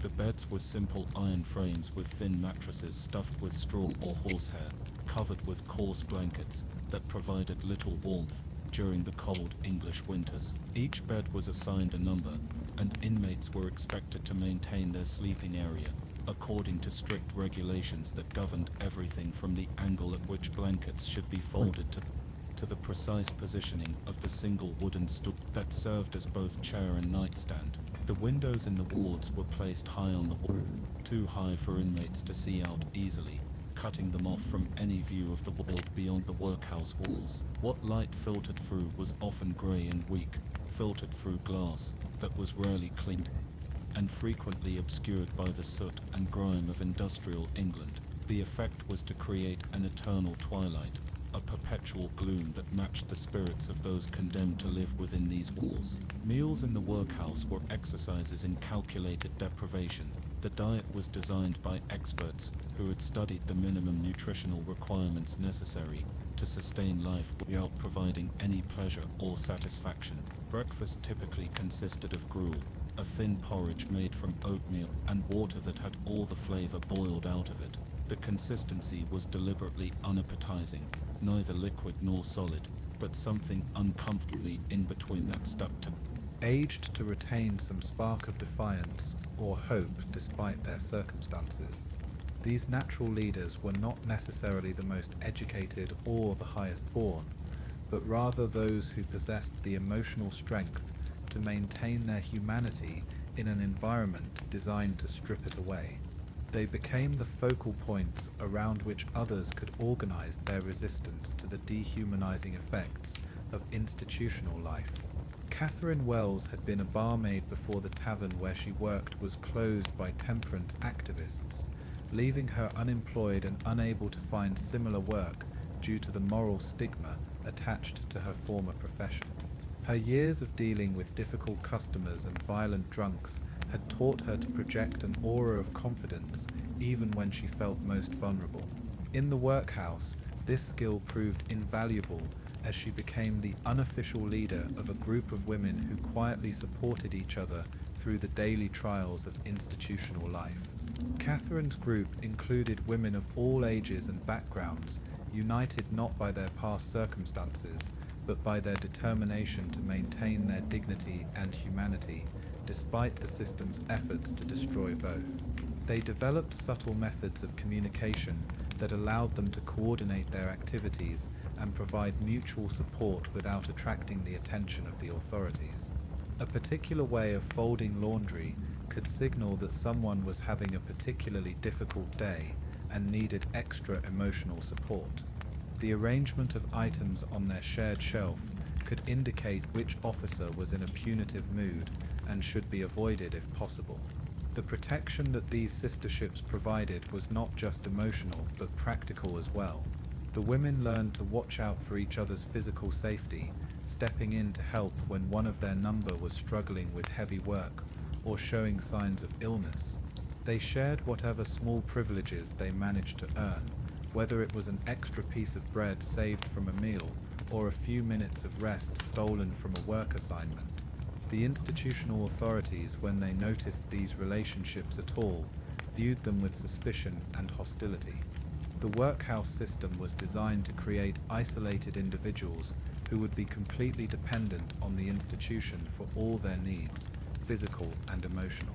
The formation of independent support networks threatened this carefully constructed dependency and suggested that the inmates retained some capacity for autonomous action.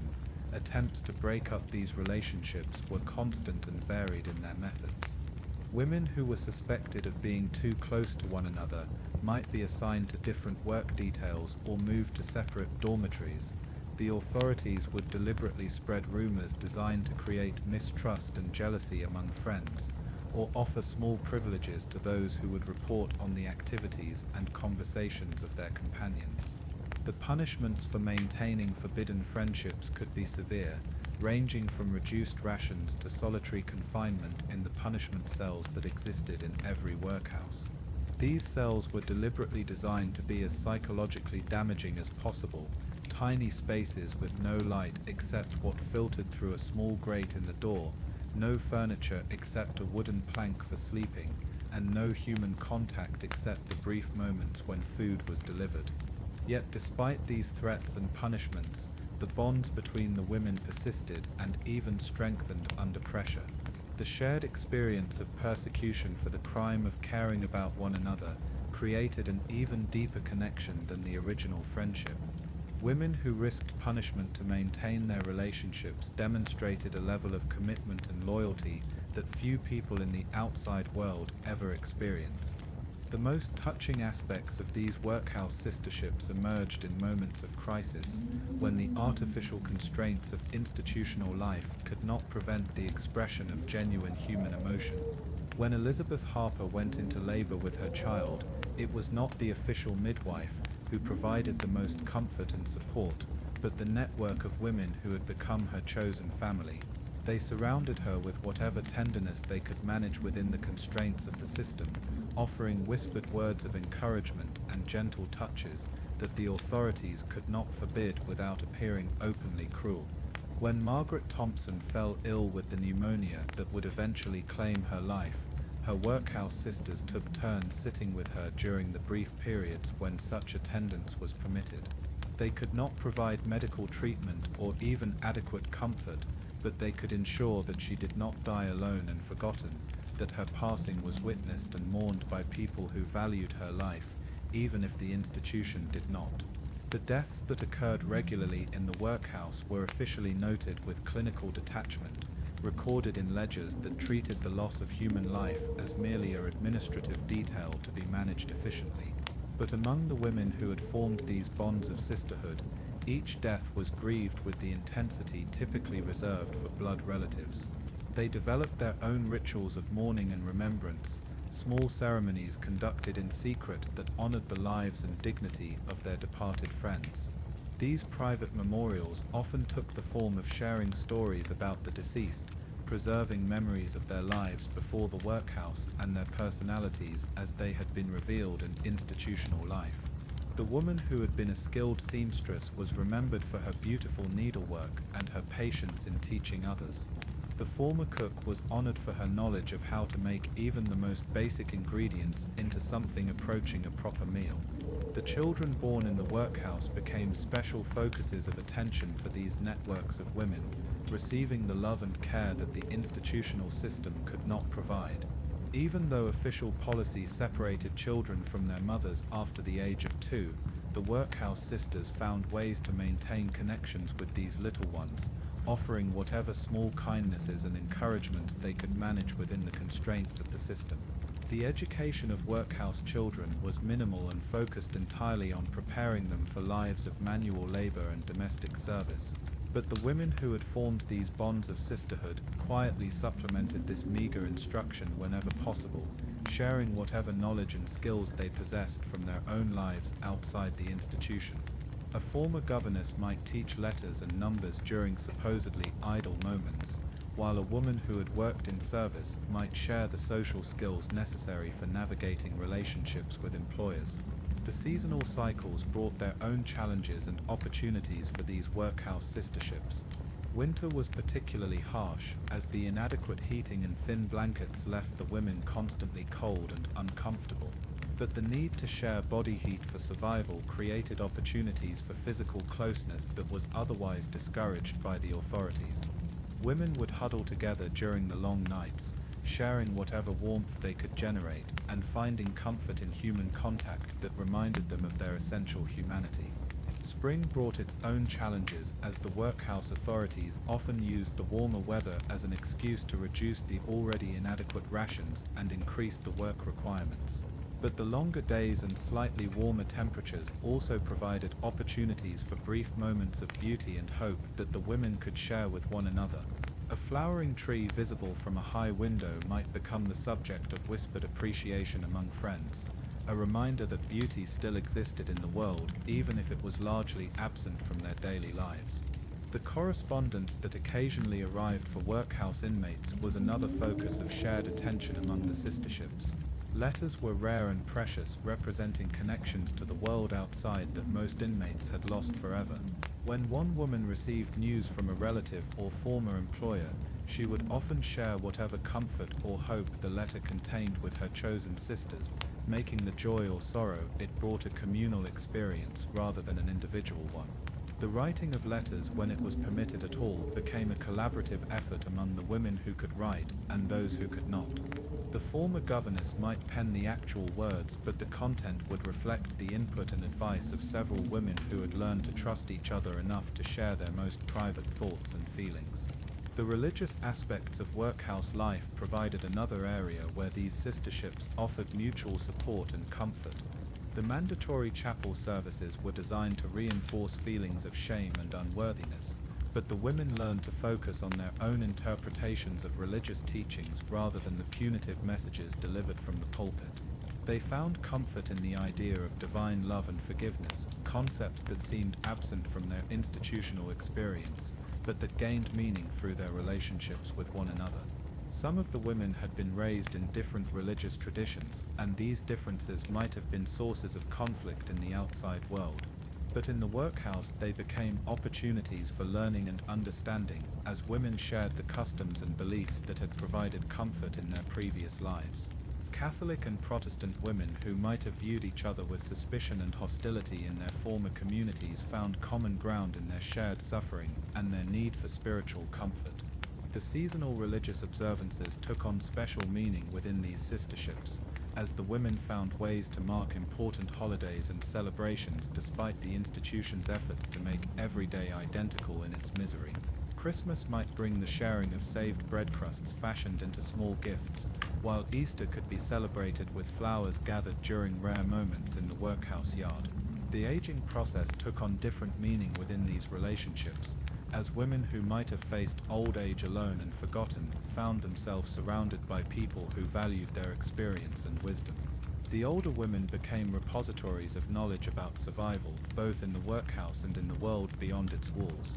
Their stories of earlier times provided entertainment and hope during the long evening hours when work was finished, but sleep had not yet come. The younger women in turn provided energy and optimism that helped sustain their older sisters through the physical challenges of institutional life. They could assist with heavy work and share their portions of food when the reduced rations given to elderly inmates proved insufficient for survival. The skills and knowledge that each woman brought from her previous life became resources to be shared within these networks of mutual support. The former domestic servant knew how to make cleaning tasks easier and more efficient. The woman who had worked in a factory understood how to pace herself through repetitive labor. The governess could teach basic literacy skills while the cook could share techniques for making unpalatable food slightly more bearable. These exchanges of knowledge and skill created a kind of informal economy within the workhouse sisterships, where favors and assistance were traded not for material goods, but for the more precious currencies of companionship and emotional support. A woman might agree to take on extra laundry work in exchange for help with a letter to relatives, or share her bread ration in return for stories and conversation during the lonely evening hours. The healthcare provided in workhouses was minimal at best, and often non-existent for conditions that were not immediately life-threatening. In this environment, the sisterships became crucial sources of medical care and comfort for women who were suffering from illness or injury. Those who had experience with traditional remedies and folk medicine shared their knowledge, creating informal networks of healing that supplemented the inadequate official medical attention. The psychological support provided by these relationships was perhaps even more important than the physical care. The workhouse system was designed to break down individual identity and create compliant, grateful recipients of institutional charity. The formation of strong emotional bonds with other inmates represented a form of resistance to this psychological assault, allowing women to maintain their sense of self-worth and human dignity even in the most degrading circumstances. The conversations that took place within these sisterships served multiple functions, providing entertainment, education, and emotional release in an environment that offered none of these things through official channels. Women shared memories of their previous lives, creating a rich tapestry of stories that helped preserve their individual identities even as the institution tried to erase them. These stories served as more than mere entertainment. They were acts of resistance against the workhouse system's attempts to reduce each woman to nothing more than a case number and a set of physical capabilities. By remembering and sharing their past lives, the women maintained connections to their former selves and refused to accept the institution's definition of them as failed human beings deserving only of punishment and contempt. The planning and dreaming that occurred within these relationships provided hope and motivation that the official workhouse regime conspicuously lacked. Women would discuss their plans for life after the workhouse, sharing ideas about employment opportunities and ways to avoid returning to institutional care. These conversations were often unrealistic given the practical challenges facing former workhouse inmates, but they served the crucial function of maintaining hope and the belief that their current circumstances were temporary rather than permanent. The sisterships that formed in the workhouse also provided models for different ways of living and thinking that many of the women had never encountered in their previous lives.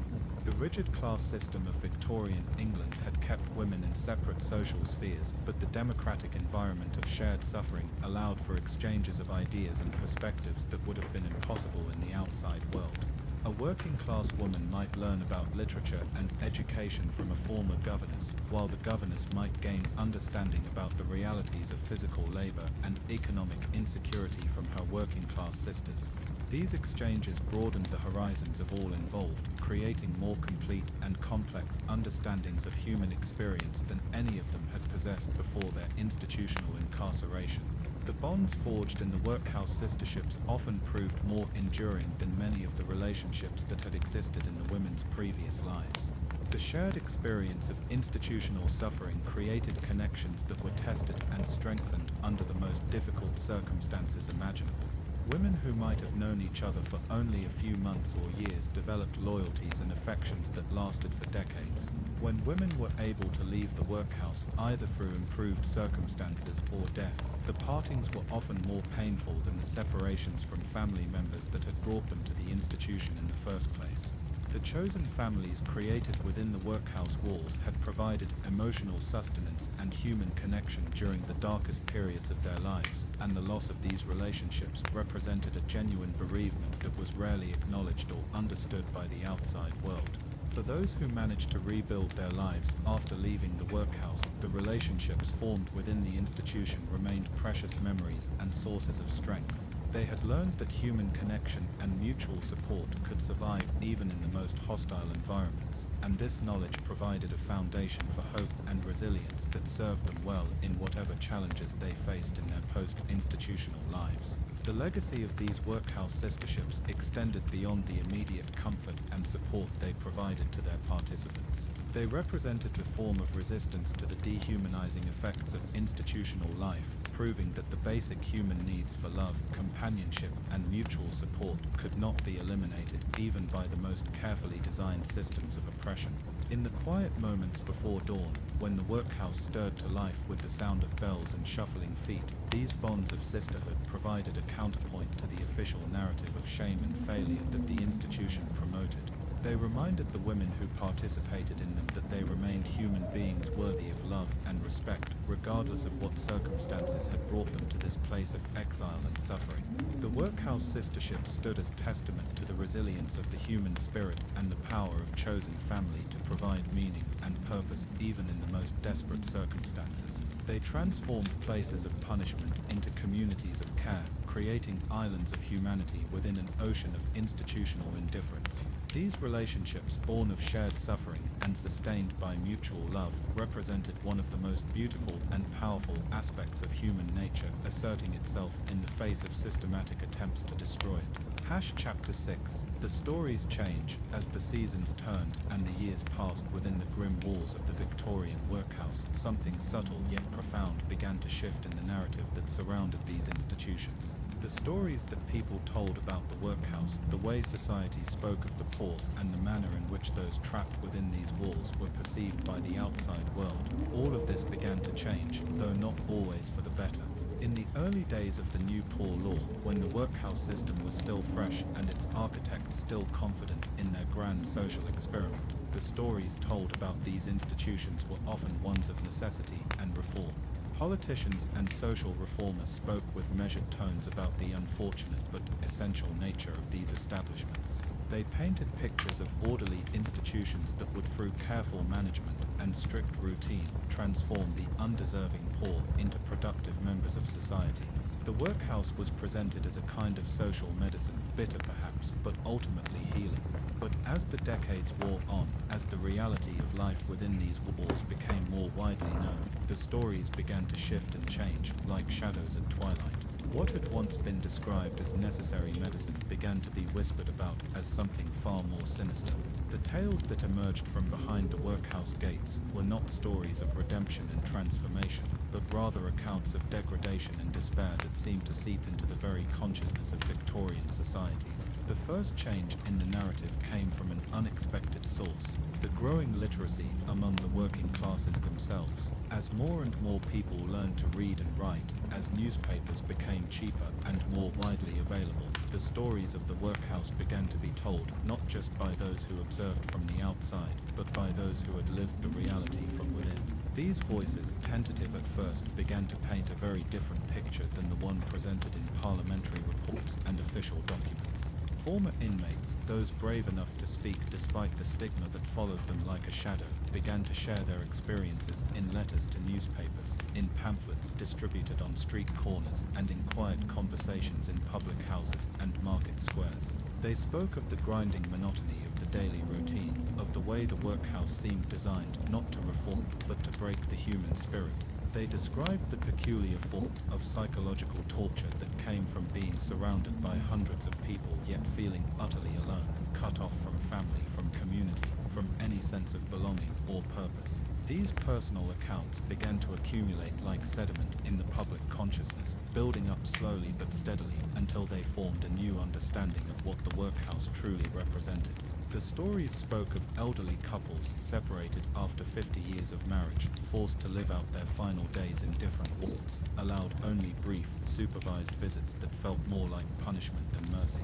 They told of children who aged beyond their years under the weight of institutional routine, who learned to suppress their natural curiosity and playfulness until they moved through the world like small grey ghosts. The changing narrative was not simply a matter of different perspectives being heard, though that was certainly part of it. The stories were changing because the workhouses themselves were changing, evolving in ways that their original architects had never intended or anticipated. What had begun as institutions designed to deter the poor from seeking relief had, over time, become something far more complex and troubling, repositories for all of society's unwanted people, regardless of whether they fit the original categories of deserving or undeserving poor. As the Victorian era progressed, the workhouses began to fill not just with the unemployed and the indigent, but with the elderly who had no family to care for them, with the mentally ill who had nowhere else to go, with unmarried mothers who had been cast out by their families and communities. The workhouse became a catch-all solution for every social problem that Victorian society preferred not to acknowledge or address directly. And as this transformation occurred, the stories about these institutions became darker, more complex, tinged with a growing awareness that something fundamental had gone wrong with this grand experiment in social engineering. The change in narrative was perhaps most pronounced in the way society began to speak about the people within the workhouse walls. In the early years, there had been a clear distinction in the public mind between the deserving poor, who were seen as temporary victims of circumstance, and the undeserving poor, who were viewed as moral failures requiring correction. But as time passed, as more and more ordinary people found themselves facing the workhouse door through no fault of their own, these neat categories began to blur and dissolve. The Industrial Revolution that had promised prosperity for all had instead created new forms of poverty and insecurity. Factory workers could find themselves unemployed overnight when a mill closed or when new machinery made their skills obsolete. Shopkeepers could lose everything when a larger competitor moved into their area. Even the middle classes were not immune to the economic turbulence that characterized much of the Victorian era. As more people came to understand how easily circumstances could change, how quickly one could fall from respectability into destitution, the stories about the workhouse began to reflect a new and uncomfortable truth: that anyone, regardless of their moral character or previous standing in society, could find themselves on the wrong side of the workhouse gate.